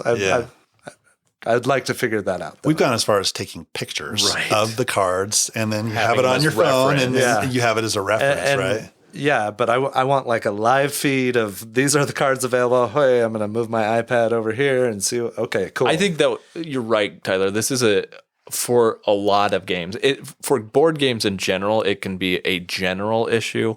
But I would go back to what Tyler was or Kevin was saying, rather, that the color choice for the text in particular can be difficult in this game. Yeah, absolutely. So even if you had that, like on a big screen TV, it still may be difficult because of the color choice to read what the exact text is. I like it aesthetically because it's staying with the same color per the ship part. So if you're getting a green card, your text is going to be green. If you're getting a purple card, your text is going to be purple. But I think that it could be an issue regardless. If you got a big enough TV, I think you'd probably be fine. But, okay, so if we go back to what Tyler was saying about, regardless of the expense of this, we could solve this problem. Put it on a projector and project against the wall. You got some 65 inches over there, right? Yeah, we could angle one the right way, and yeah, sure, why not? just need the right camera set up. And look, I've explored solutions on this before. I want to figure this out. So in full disclosure too, the reason why I made the opinion that I liked how the parts cards were smaller. I was the one who was sitting closest to them in proximity the times that we've played it. So, you guys were on the other side of the table looking at it from different angles. So that probably affects why, it was a little more difficult for you. They just happened to be right in front of me. And I thought, oh, okay, I can makes a difference. It does. It makes a difference for sure. Right. And if you're right side up, that you're right, Mark. Like they are very intuitive. They are very easy to see. And I like that about it. Yeah. And where you sat at the end of the table. Well, both times that I've played it. Yeah. And you were the furthest away from those cards. So yeah. That makes sense. Well, and I'll offer one more dissenting opinion about the color of the cards too being black. I actually like that because I thought in the deck cards, just having the single black with the colored icon of what action it was, for whatever reason, I thought that was super cool. There was no fluff. This is what it is. It was black. It, followed the theme of being in space, right? To me, I just thought that was pretty cool. So going back to the coins, I thought it was pretty cool. At one point, I think Dan flipped a coin to decide which ally he would accept on the contract he was working on. Yeah. That was awesome. That was actually pretty cool. Yeah. I agree. Yeah, so I think that's a good segue into the gameplay of this game. Let's talk a little bit about what we like in regards to how this game plays. Tyler, do you want to start us off in some of that? I mean, for me, foremost in this game is the interaction that goes on when you're negotiating contracts with other players. And by far, this game has more interaction and negotiating than any game that our group normally plays. When I try and think of something else that even comes close, I think of Shadows over Camelot, but that's cooperative. It has to be, Yeah, and it's not the same. And so for me, it was the negotiating. It created just lots of funny experiences, lots of intense experiences. There are just some cool decisions there that go on. And I like how the negotiating evolves over the course of the game. Initially everybody's pretty, hey, yeah, sure, I'll ally with you. And, and you're encouraged to ally early on in the game. And then as the game goes further along, it gets a little more selective of who you want to ally with and what the price you're willing to pay to allow, someone to ally with you. I'm not giving you a prestige point. There's no way. That type of thing. Yeah. So the negotiating stands out. It sets this game apart for me above any other game that we've played as a group, and I love it. I mean, that is the core to this game, is being able to make deals and figure out what things are going to work best for you and for others. And I think the game lends itself very well to enhancing those experiences all around, whether or not that's like you said, that progression of the game where you start out all on the same foot and everybody's going, but then you can clearly see where people are having advantages or disadvantages. The contracts that you're fulfilling are going to have different bartering resources there. Some are going to have points for winning. Some are going to have cards that you can get immediately. Some are going to have coins, and some are going to have a combination of all of those. So it makes the decisions very interesting because sometimes, like I've noticed that at the start of the game, the coins often are like people are willing to do a lot of things to get coins in this game because that's how you buy new cards. That's how you buy new ship parts and crew members and things like that. And so it's very important. But as the game goes on, those coins become less and less important because they don't really determine the the end game scoring very much, but those free cards can be a big deal. And then even at the end of the game, really what you want is those points. And so I like the way that you have different things that you can negotiate with. But I think my single favorite part about the negotiation is the ship parts. I love the ship parts because they have so many different options to encourage different types of negotiation. At first, when I played the first time, Logan played with us, Tyler, and he had an ability that gave everybody an extra action on their turn, but it didn't give him an extra action. So it incentivized people to want to bring him on their missions because it gave them more control over what they could do. And there were a number of ship parts that do different things like that. And I thought that was brilliant. And the other thing, I mean, he had a ton of shields. So he was taking in all the hazard dice, and he was killing it in that game until disaster struck. Until he wasn't. Yeah. he rolled, what, two or three hazard dice and had 5 or 6 symbols. Double hazards. He lost 3 or 4 points on that turn, and that was brutal. Yeah, so as far as the negotiations go, I think one of my favorite parts is when you get a contract and you're like, okay, I know I can't fulfill this. I'm going to ally with one other person, and let's see if we can do it, right? Yeah. And then if you barely squeak it out and you fulfill that contract and you maximize your return, that feeling's awesome. Yeah. And going into it not knowing that you're going to fulfill it. Yeah. That whole press your luck part of the game is super fun, and it can create exciting moments. It can create like comebacks, or like we played a game and Tyson was a little bit behind, but he completed a contract on his own. And boom, 3 prestige, and he was right there. So, when you can maximize your return and you barely squeak by, it's a fun experience. Well, and 3 is a lot of points in this game, right? And it's not like I even had the opportunity there that if I had fulfilled you have your own individual contracts as well, or objectives, right? Yeah, you have your own individual objectives, which can get you points that nobody knows about, which is interesting because that can push the envelope. And I was one shield shy of being able to do it. And that push your luck that you just mentioned, Kevin, was in there because you're trying to get all the cards you are, so you're counting the probabilities of, okay, if I do this, I'm going to draw these cards, which will allow me to do these things, and I'm going to get more and more opportunities. What are my chances of getting the things I want? And that's very exciting, I think. It has the potential to create big moments. I agree with Tyler. The interaction is the biggest foundational piece of this whole game, because what it means is that it's your turn every time. You have an action every play. If you are good enough if people like you enough. Yeah, exactly. I mean, you don't have to just sit there and wait for, your turn to come back around. Like if you play your cards right, or if you're thinking far enough ahead, you have something to offer, at least to be part of the conversation instead of just, sitting there. Which, the first time we played, Tyler had an interesting experience where he kind of got shut out for a little bit. But, that aside, when the game is in action, everyone has the opportunity to say, okay, I can benefit from this. I can sabotage this. I can affect the outcome of this game. I think it's fun too when you're not going to get allied with. You're also playing a naysayer role. Like, oh, you don't want to ally with him. Right. Like, oh, what are you doing? You're going to give him too much prestige, or that's you're giving him quite a few coins. Are you sure you want? He's not taking on any risk. Right, I am giving him a lot of coins. It's open season on what you want to say. And you see the glint in the eye of the person who's like, oh, I'm going to get away with something. And then somebody comes in and be like, no, you're offering too much. Oh, you jerk. You shut your mouth. How dare you?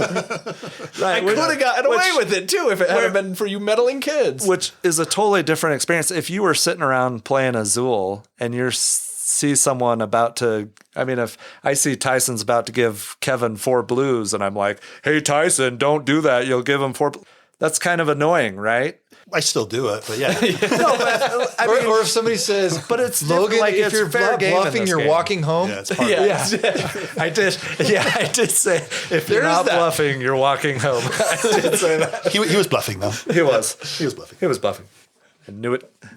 Well, the other part of the gameplay that I thought was really good is that as the game progresses, Tyler already talked about this a little bit, but you can make yourself more attractive to work with because you have better capabilities that you can gain. And what I didn't realize the first time that we played is how that works, where, kind of the starter guide talks about allying with others early and often.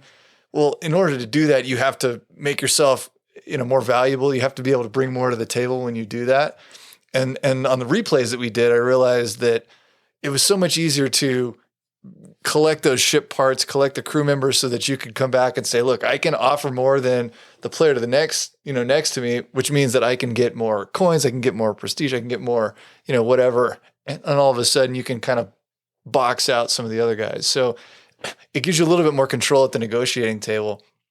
I just wish I would have realized that during the first play. I will say too, like the first game we played, the negotiations were a little awkward and slow and a little overwhelming at times. And I think we got really efficient by the end of that game and then throughout the replays that we did of this game, where our negotiation was pretty on point and quick and effective. Yeah, that's one of the things I had under like the neutral points about the game. It's like, it's not a good, it's not a bad. It's like the first time you play this, it might be a little weird, right? Yeah. Because like that first negotiation, we're like, now what do we do? Yeah, right. It's like, do you want a coin? But we did get a lot better at that. Yeah. Well, I mean, without it, when you start off, you could potentially be in a scenario where if everyone just flat out refused to contribute, nothing would ever happen, and it would just go around with nobody closing any contracts. Yes and no, but they have the opportunity to stay at the base, right? So I thought that was a great design choice. There were good things about staying at the base, because staying at the base allows you to get a coin, which coins are good to be able to buy stuff.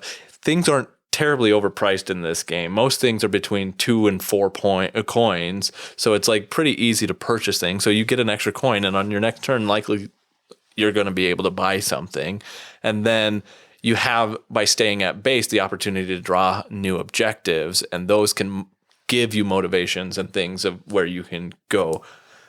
And you can get rid of a contract as well, which is a strategic decision, because you're looking at who's coming up next and what they can potentially fulfill. And you're like, I'm getting rid of that one because I don't want them to get that contract by themselves. Type of thing. And you know what people have in their decks, which action cards they have, and what they've acquired over the course of the game.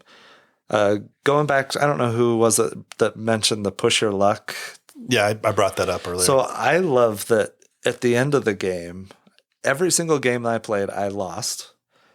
I love that too. Well, I was at 9 points a couple of times, but every single game I had a turn where I went for it and just came up slightly short, but trying to create that epic moment of, you know what, I'm going to win it on this turn. And if I don't, at least I tried. So go big or go home. I think one time I came up one hazard symbol too many. I got up to 10 points, went back down to 9, didn't win that game. It was funny. Mark won the first 2 games we played. The first game was you were trailing pretty big, and Kevin and I were right up at near the top. I was at 9, I think. Yeah, and then Mark came out of nowhere and through some sly negotiations and sneaky objectives ended up winning. We played a game without Mark, and we were like an hour into it, and we were getting close to near the end. And I was like, man, I still feel like Mark's going to show up at some point and win this game. But full disclosure, though, I feel like every waking moment of my life, I'm trying to convince somebody to do something they don't want to do. And so when it comes to negotiating, that's just kind of how I operate. It comes naturally. That's a skill you have. And that's funny. And the point that I was going to make, is agreeing with Tyson in that the objectives in the times that I played it became very, very helpful. Being able to have that option to stay at base to get new objective cards was really helpful, because at the end, as you get closer to the 10 prestige points, people are less likely to want to help you finish contracts or negotiate with you, which means you're going to have to take that, close that final mile yourself. And to do that with contracts, the way that the game plays out, the more contracts come out, they get more difficult to do by themselves, at least, the plays that we did, which means that, having extra objectives decreases the risk of you getting stuck at 9 and not being able to do. And so the first play we had, I was several points behind, but I was kind of, lurking in the shadows, if you will. And it just all came together in such a way that I didn't have to get stuck, because I could just, put all my plays together in a sequence that it worked out. And that's how it did. But it wouldn't have been possible without the option to stay at base, take extra coins, use the objectives, instead of just saying, I have to fill a contract. Well, nobody wants to deal with me because I either lied and sabotaged a negotiation, or I'm about to win. And so that is a really necessary piece. And I thought that was well designed. I think that's a good jumping off point into some of the things that maybe don't work as well with this game, or maybe didn't resonate with us necessarily, right? There are a few in this game that I think that we can talk about. Mark, you were just talking about the objectives and how great they are to give you a direction to go, and I think that's absolutely true. But contrasting that, for me, one of the interesting things that I struggled with in this game was that, when you're getting close to that finish line, you don't have a lot of options to work with people. And you're right, Mark, in that I think naturally the game is going to develop where the harder contracts are going to be left over most games, because people aren't going to be able to fulfill them or whatever. And so the easy contracts are not going to be readily available, so people can't fulfill them all on their own. So towards the end of the game, there's this point at which you have to, it's a slowdown, right? Like things tend to slow down towards the end of the game, where it kind of hits this traffic jam where everybody starts to get close to the finish line, and you can see the person who is closest in striking distance to winning, and everybody stops working with that person altogether. And that's naturally going to be the case in this game. So you have to have alternatives to be able to win. Those objectives almost become necessary for completing the game. And maybe that's a feature of the game that just didn't resonate with me. And I think it could be, but I didn't love the experience of the game has this speed at which everything felt like it was moving along quickly, and then it slows down towards the end, and people don't want to do the part of the game that I think is the coolest, is those negotiations and that kind of wheeling and dealing. I love that. So let me ask a question about that, because I was trying to figure out where to place this as a like or a dislike about this game. But really there's two ways that you can win, right? That you get prestige points, either through contracts or through objectives. That's it. So every action funnels into those two items. When you compare that with other games, there are multiple ways not only to score points, but have multipliers, bonuses. It's much more wide open and varied how you can, resolve and come up with in-game scoring. So the question I have is, and I think I've got your opinion on this, Tyson. I like that it was simplistic in the fact that there's only two ways you can get points, and you can only get points. That's it. That's the only way that you can win. But the ways that you do that are variable. What I'd be curious to know is, what do you guys think? Did you like that, or did it oversimplify things? Was it limiting or too restrictive? I mean, I think the fact that there's only 10 points to get in the game, and as you're talking about it, I'm kind of changing my opinion on it a little bit, right? Because I think it's more a me problem than a game problem as you get towards the end of the game. I don't think in a few of my plays I was preparing enough, and it's probably just that I didn't have enough experience with the game to know how that end game played out, but I wasn't preparing for the end game the way that I should have, right? So I probably should have been going to base and getting more objective cards, just to make sure that if I get to 9 and nobody wants to do anything with me, that I have options of how to get that final point. I could get lucky, and there could be a contract that comes up that I can fulfill myself, which happened in the last game that we played. But, I can't rely on that. I've got to get objectives. I got to work towards those objectives and set myself up at the end of the game to get to that last spot. And I think I initially thought that was a negative, but I don't think that's a negative necessarily. I think you just need to know what to expect in the game. And the fact that there's only 10 points in the game, it places a premium on every point that you get. So, I mean, I don't know. For me, it's not a negative at all. I love that part of the game. I feel like in the games that I've played, I've always been leading or near the top of leading. And one game in particular, I knew I was going to come up short. I was getting tons of points from objectives, but I was trashing cards in my deck, and my deck was terrible. And I knew I was going to run out of steam or run out of gas at the end of the game and come up short. And sure enough, I got to 9 points, and then I sputtered out. But I love that, just because someone gets to 9 points first, very rarely has that meant that they are going to win. Which you think if they got to 9 points first, they're most likely gonna win, which also creates the, hey, he's at 9.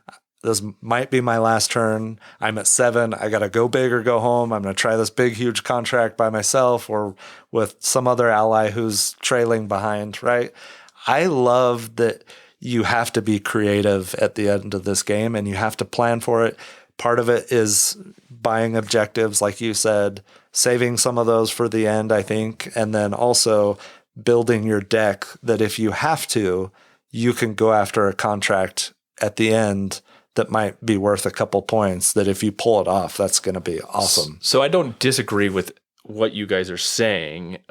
My negative is not how the game. It's more that it slows the slowdown gameplay. Yeah, it's the slowdown that bothers me because the pacing of the game feels like everybody's involved, everybody's a part of the game, and then towards the end of the game, it slows down. And you're right, Tyler, there are those opportunities. Kevin mentioned it earlier when I was able to score 3 points and jump up to 8 or 9 points to be like right with the pack of everybody. It lent itself to a decision for me to make saying, I got to risk something or else I'm not going to be competitive in this game at all, which creates a moment that I think is exciting, but the slowdown is there. And then if I make that, so if I make my jump to 8 or 9 points, and this is a 4 or 5 player game, nobody's going to want to work with me on that last quote unquote round. So if I made that jump and made that risky move and it pays off at the end of the game, it really didn't matter because I was never going to get another turn because somebody else was going to clinch the win right there after that. So it was just this slowdown that what I didn't like. I think the same slowdown happens when we play Ankh. The game's moving along, it's going, and then near the end of the game, it starts to really slow down, especially when 2 players have merged and now there's this whole discussion phase. But that's a different slowdown. The slowdown in that, the merge is what makes that good in Ankh for me because I still have to work with somebody. Right, but the gameplay comes to a screeching halt at some. But what I'm saying is I'm sitting as opposed to the rest of the game. I'm sitting at the end of the turn, hoping that I get another turn, but realizing that I most likely will not get another turn because somebody else is going to clinch that win at the end. Whereas in Ankh, I can still be thinking, I'm going to be participating in battles and I can try and figure out how to manipulate the thing so that it works in my favor. There is a slowdown, you're not wrong, but the slowdown in Moonrakers for me just made it feel less games, involved. Right? Most games are like that. Towards you're the end. trying to eke out the last few points. Yeah, But I can see what you're saying, though, there. I want to double click on this one a little bit just because, I feel like, at least in my mind, the options start accelerating. Like the thinking sharpens and you're like, okay, what if, the flow chart, if this, then, starts breaking down. And what I wonder is if the slowdown that you're seeing, if that wouldn't happen, if there was a little, tweak to the setup where the negotiations could be, if you had a little pad of paper or something like that to show what you're offering and what you're asking for. Because, the experience that I had was when I was getting close and I was trying to put together a really complex move by, closing out a contract, in a 5-player game, I don't want to share all the benefits with all 5 people. So I'm only going to take on two allies. Well, you offered me this, Tyler offered me this, Kevin offered me something different. How do I keep straight who offered me what, so I can make that decision quickly so it doesn't just come to a grinding halt. But the slowdown, I don't think, comes from the negotiation. I think the slowdown comes from the lack of negotiation. Because people stop working with each other. There's actually probably not, like in terms of turns being longer, that's actually not true, I don't think, in this game. I think where the slowdown, it's a mental slowdown. It's not necessarily an actual time clock slowdown, but because I do not, at the end of the game, have the opportunity to join in negotiations. And that's when you join in the naysaying of, hey, you don't want to do this. And sure. I mean, you're throwing barbs left and right. You're trying to manipulate people to do what you want to do, even if you know you're not going to be. But if involved. everybody It's just a different style game at the end. That's all it is. But if everybody is stopping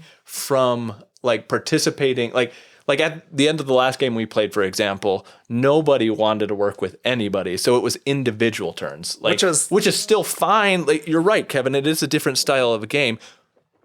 But that's where what I'm talking about is my favorite part of this game is if I've built up my ship to work with people, which is where I really liked. I liked being involved in the negotiations and part of the mission.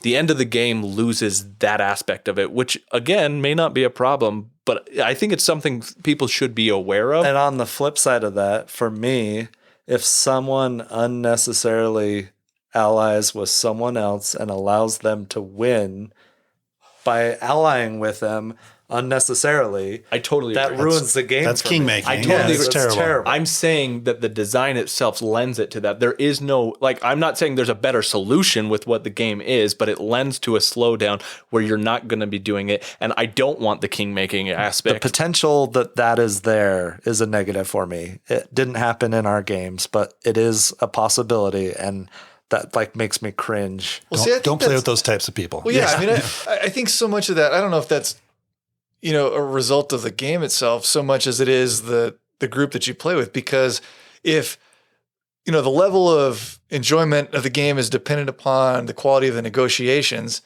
there's nothing inherent about the game that does that. That just provides the medium through which that occurs. You have to have the right people who think about it and that are, investing in, okay, well, I'll do this, I'll do that, and they're participating. But if everyone just sat on their hands and never offered anything, we would all give thumbs down, right? Yeah, I mean, it gets to the point where you stop asking for allies because, I mean, it wouldn't feel right if you won that way unless you did it where you had a hidden objective that you were also completing. Take it from behind kind of a thing. Well, I remember in one of the plays we did, I think maybe Tyson, it was you who somebody felt the wrath of a couple of hazard die and actually had to lose a couple of points and effectively was far behind.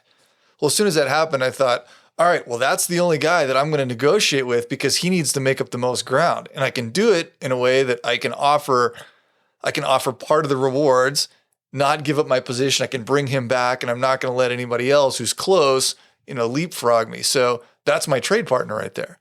I mean, call it predatory or call it capitalism, whatever you want. But I mean, I looked at that as this is a clear sign that I got to find a way to negotiate with him. I'm going to grab a contract that, I can use to, So there's another way. I mean, I think we talked about it where we were both at 9, right? And we're like, hey, we can share these two, both get to 10, and then it comes down to the tiebreaker. Yep. Who has more Which would be fun. That would be awesome, right? So that there is scenarios in there where you can negotiate if you're right there at the end. I mean, there are edge cases for sure, but I mean, you're not completely shut out of it.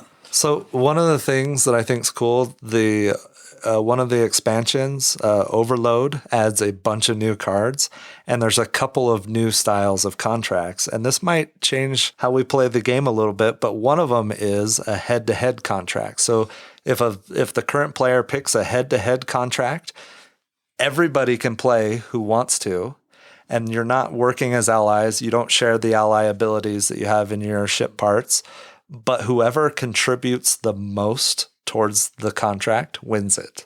And there might be a secondary reward on it. I think the head-to-head contracts could be really fun because anybody can play. You can't. You can choose the that current at the end player of the game. can't. Right, Yeah. and the current player can't block out anybody from participating, which is cool. Interesting. Yeah. So that sounds awesome.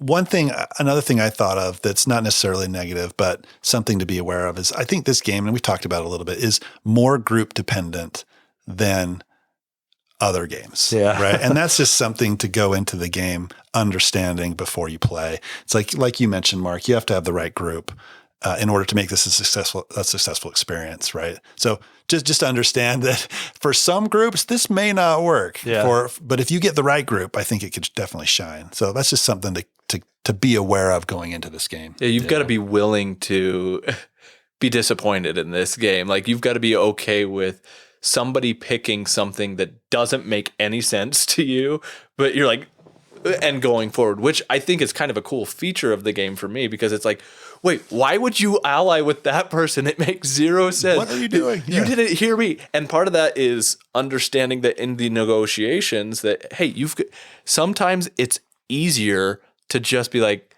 this person's right here in front of me. I'm going to talk to you because I just want to get my points and get out. Like, I want to be done with this part of it, because I don't know how to, everybody's throwing offers at me and trying to do a bunch of different things. And sometimes it's just easier to be like, I'm going to do this and I'm going to go. And I think that can be really cool, because for me, the experience is, how do I make myself appear as a valuable partner, in more valuable than other people, whether or not I actually have as much value. Tyler was really good at it in some games where he would be like, hey, I'll go on this mission to help you, and I can do this and I can do that. I can't guarantee that I'll have the card that you want, but here is the counters that I can make up to you. And sometimes that would be worth it, sometimes it wouldn't. And somebody else would be like, no. I can actually fulfill what you're looking for. And it would be fun to make that decision as the person who is controlling that contract. I will say, if you are playing this game for the negotiating factor and for the fun of negotiating, it loses a little bit of that when you play in 2-player. It has an interesting mercenary deck mechanic where you can buy cards to use towards contracts, and those cycle from round to round, but you miss out on the fun of negotiating. You still negotiate a little bit with the other player, but it's pretty limited. On the flip side of that, the game plays really fast. I mean, we played in less than an hour at 2-player. So just something to keep in mind. If you're not going to get the same experience of negotiating at 2-player. Yeah, and one other just slight negative for me that I experienced in the second game we played is there's potential to get hosed on the objectives, right? Yeah. It's, they may not line up with your strategy. They may not line up with anything that you're doing. It could be one that says you need to solo a certain type of mission, and that mission just doesn't come up in a form that's soloable, right? It's right. like, oh, I got to roll 4 hazard dice and like 5 reactors and 8 thrusters, It's like, so there's the chance of that happening, which can be a little bit of a bummer, right? Yeah. So I think I think it would be really interesting. I think there's different strategies to explore, buying lots of ship parts, buying lots of crew members.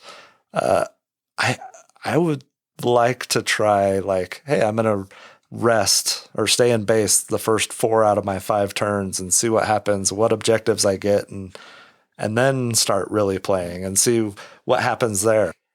It might be enough that I can just cash in on those objectives at the end, and I can build towards them after I've collected them at the beginning of the game, because they are random, and sometimes you get some later in the game and it's like, well, I can't do either one of these, or it'll take me 2 or 3 rounds to accomplish this. So. Well, that'd be an interesting strategy too, because you could still progress through negotiations on other turns. So that is an interesting thought. Well, yes and no. So that leads into something that for me was an issue with the negotiation. Again, negotiation in this game is my favorite part about this game. But when we played a 5-player game, the first game we played, I was last in turn order, which meant everybody else went around to choose options. And granted, that was the first game I had played, and I didn't really understand some of the dynamic between how the negotiations work. So there is a learning curve to that. Once you get that, that's not a big problem. But what ended up happening was I did not get included on a single negotiation until about halfway through that game. And that wasn't necessarily people choosing not to include me. There was I can remember a specific instance where Kevin was like, Tyson, we're working together. What do you got? And I was like, well, I got nothing. like my hand does not align up with what you're trying to do in this contract. I drew a hand of cards that cannot contribute. So even if you want to work with me on this one, and I would love to work with you on this one, I'm not your best option. So at the start of the game, that can be rough because I don't have ship parts. I haven't built out a lot of cards. And so if that happens at the start of the game, that means I haven't been included on a bunch of different missions, meaning I don't get the coins, so I can't purchase new cards even when it comes to my turn. If I try and complete a mission on my own, even if I think I can do it, and there was a couple times that I tried to do that, and some of my objectives were like, hey, fulfill this on your own, it wouldn't work for me. And there was just a couple of instances. I don't think all of that was due to the luck of the draw, but there was a couple of instances in that game specifically, and I think it happened to Kevin in a subsequent play where you just couldn't get included on certain parts due to the luck of the draw, and because of that, you're set back a little bit compared to other people have coins, other people have acquired new cards, etc. So that happened to me during the first play, where the objectives that I had, where there was no way that I was, because the cards that were coming up were not contributing towards that anyway. And what was interesting is that I followed Logan, and he came out of the gates like a rocket, right? Yeah. He was scoring points on everything. He had the shields, and so everyone wanted to negotiate with him. He was doing awesome. And I was like, I'm stuck. I need the, green parts for all this stuff. I don't have anything, and I got stuck. What happened though is that as the game evolved, and those did start coming up, that's where I kind of, the arc changed, and I came from, being a lurker and kind of being behind to where I could, sequence this stuff together. And so my point is that, yeah, it was frustrating. I mean, I scratched in my head thinking, I feel like I'm way behind here. I'm not contributing. I feel like I need to be doing more, and I'm not. And I felt kind of hopeless. But as the game wore on, those doors did open themselves to it, and I was able to actually progress. And I would agree. And I wound up winning, which, well, because that's essentially a natural catch-up mechanism in the game, which I think is cool because it's all hidden behind things. Is as the game slows down for somebody who's pulling ahead, other people get opportunities to work together to collectively pull ahead. So, there is a little bit of a counterbalance to it that makes opportunities for that. My only thing was that if there are times where somebody wants to make that negotiation and you just don't have any means to be helpful to somebody, that's the particular feel bad moment for me.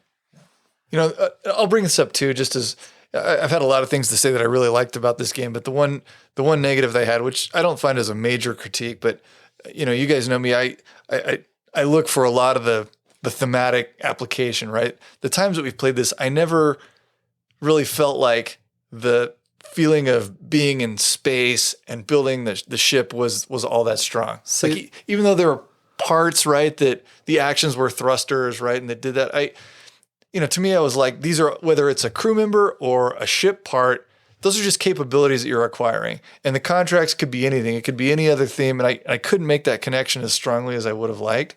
Just a minor little nitpicky thing that I said, but you've got this cool artwork, you've got this great concept, and it plays well, but I just didn't feel like I was in, in space. It didn't bring me into the moment. The whole time I was playing, I was picturing Lone Star and Barf.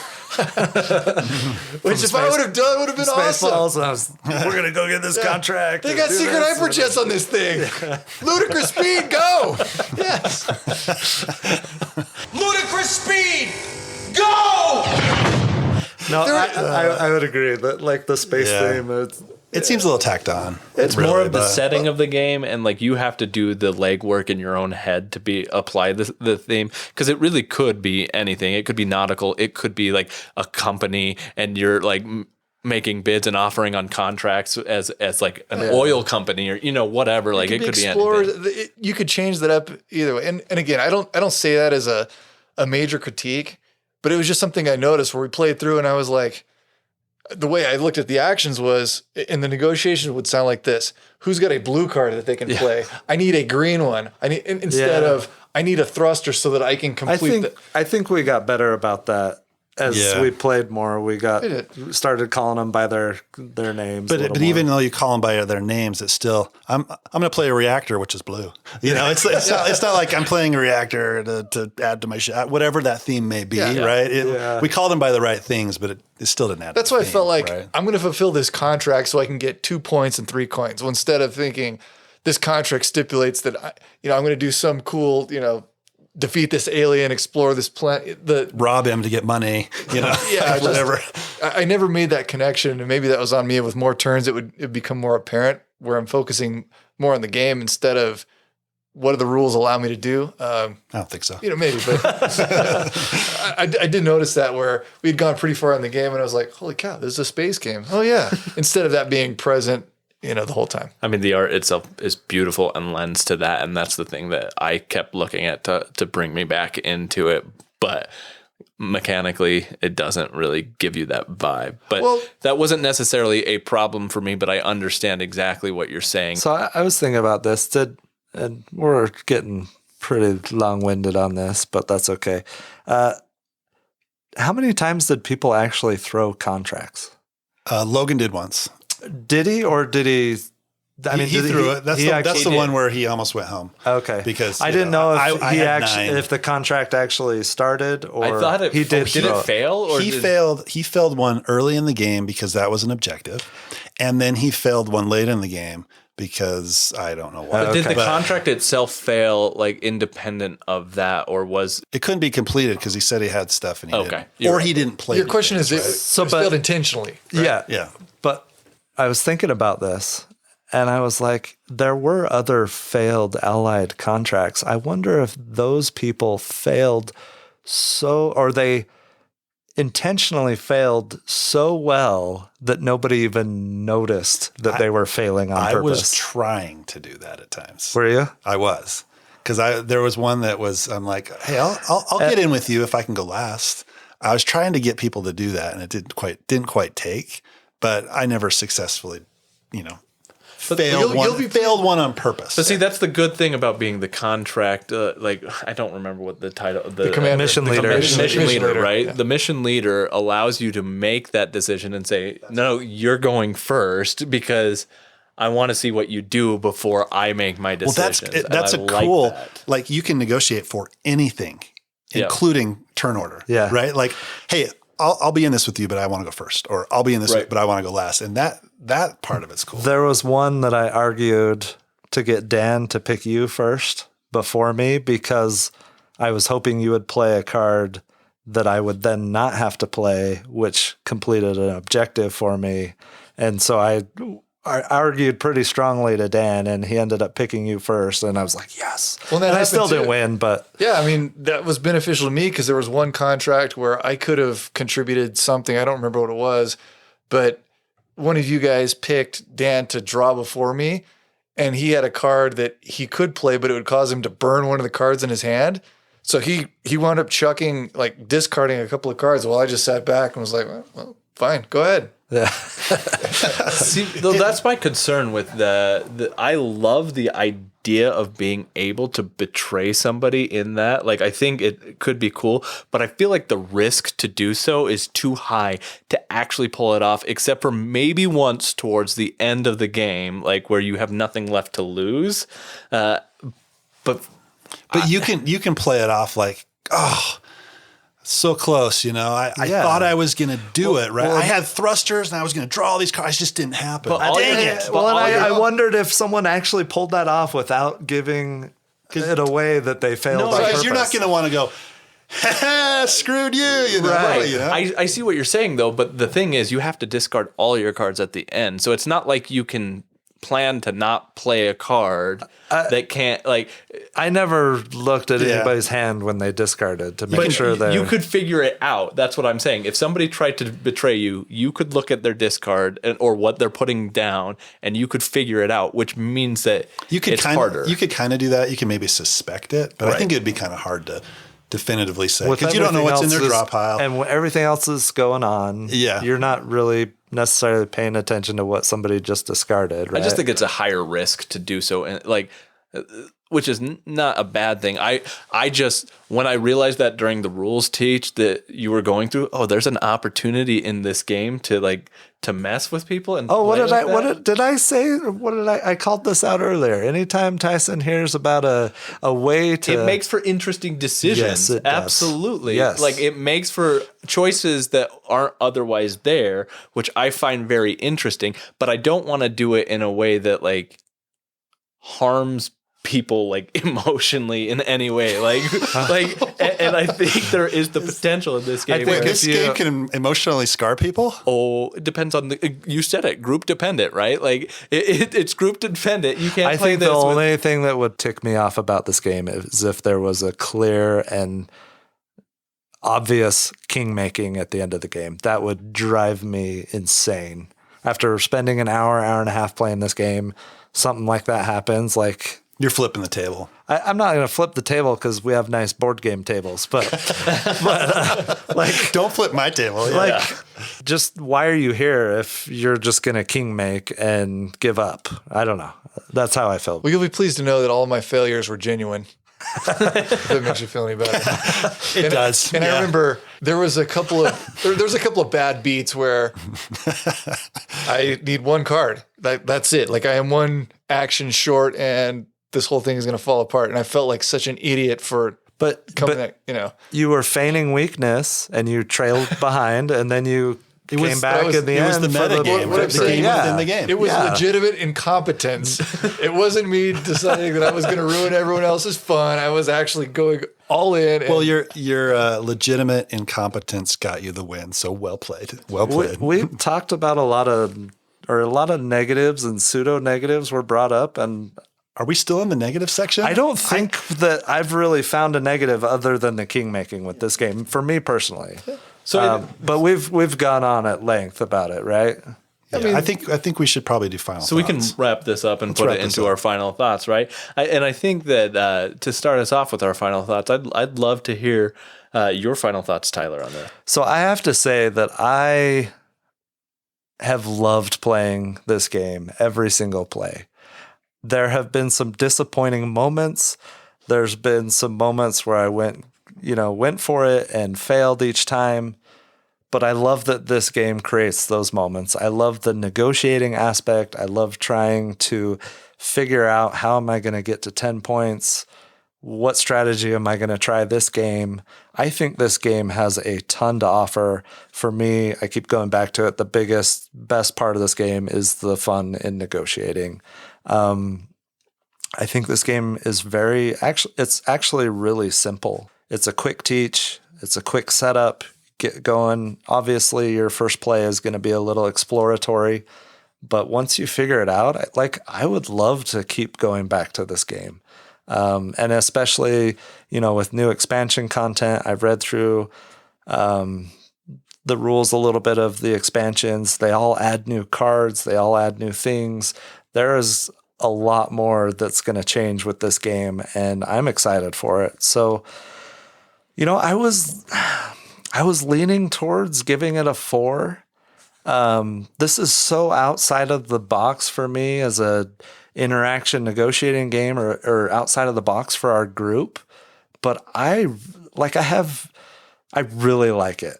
And I think it's a 5 for me. So I'm excited to go back to it. It's not a game that I want to play back to back to back. But if we bust this out once a month or once every other month with the same group who knows what to expect and knows what is going to happen and we're used to negotiating with each other, I want to play this every month or every other month. I want to keep getting this out and keep playing it. And I'm excited to go back to it.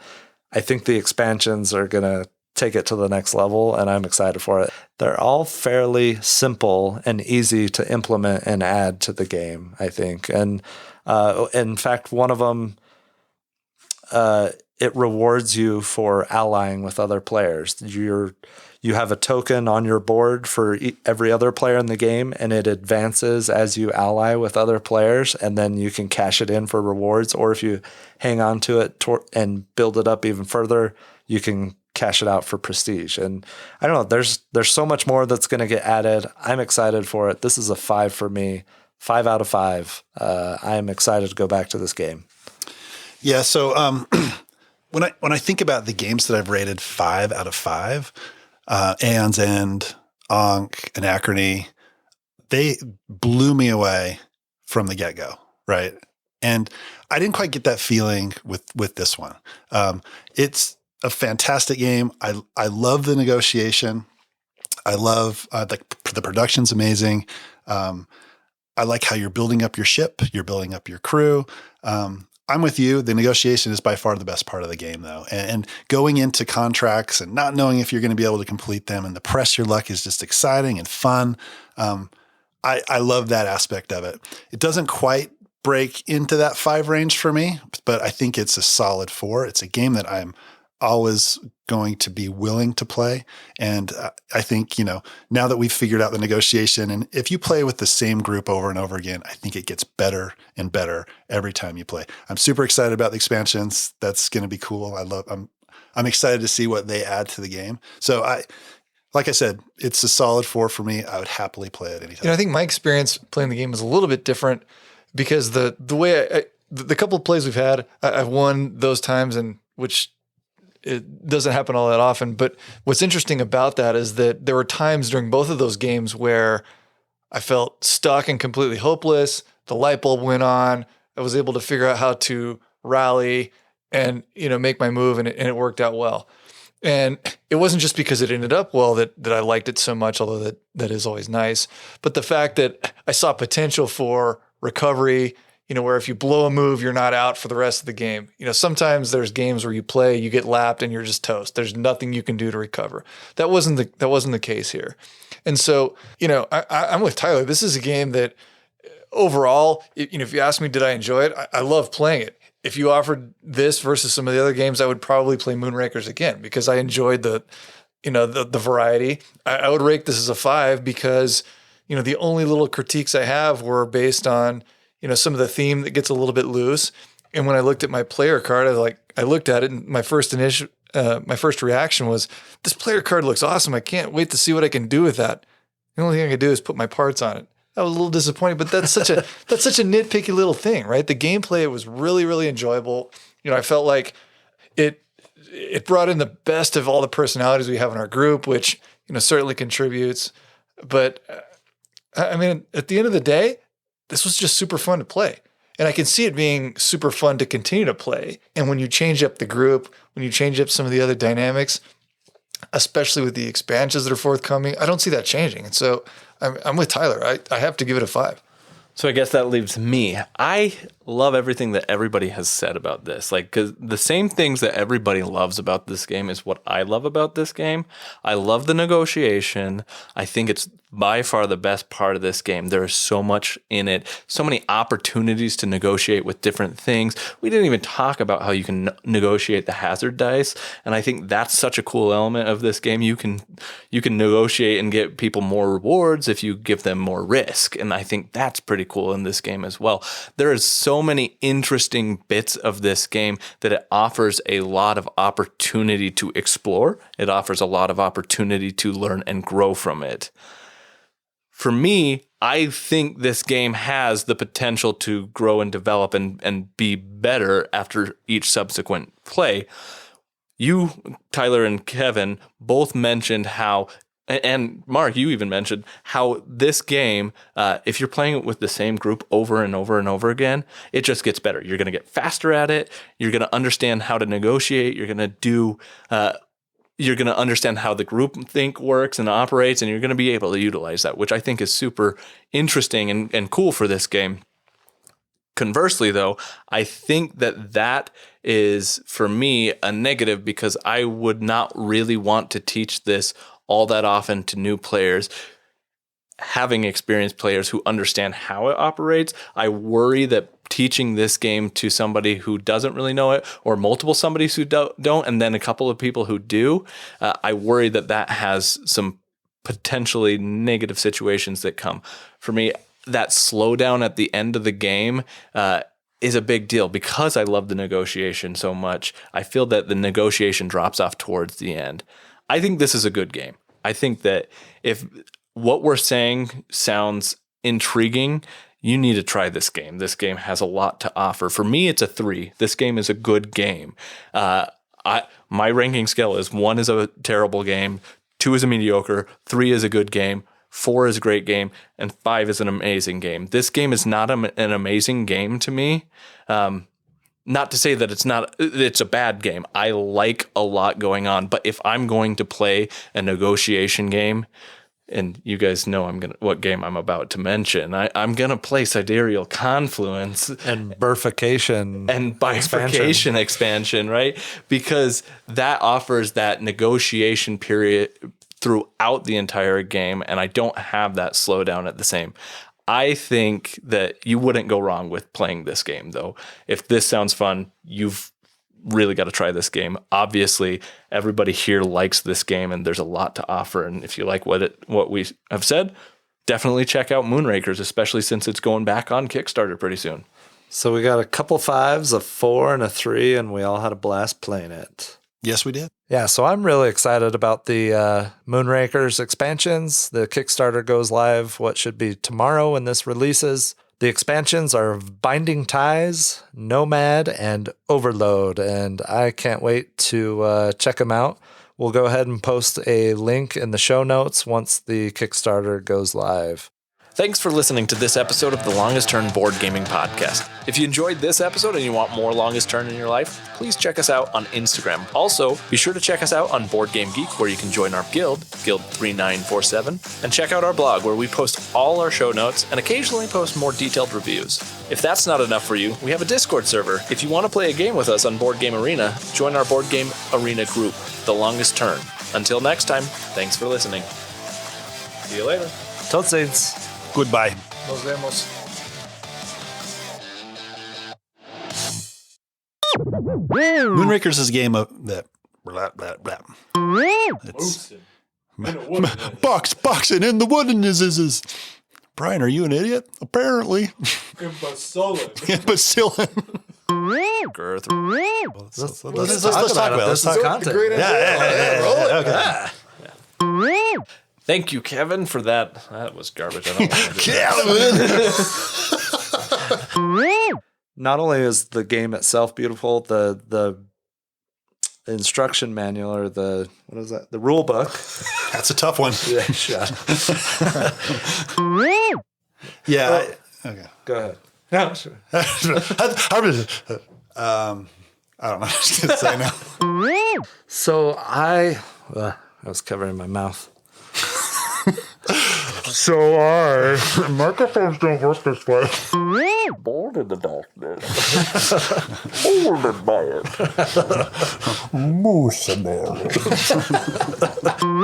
Like, is that it? Is that really all we're saying? That's it? We're done? So that wraps up Moonrakers. Check it out on Kickstarter, July 19th.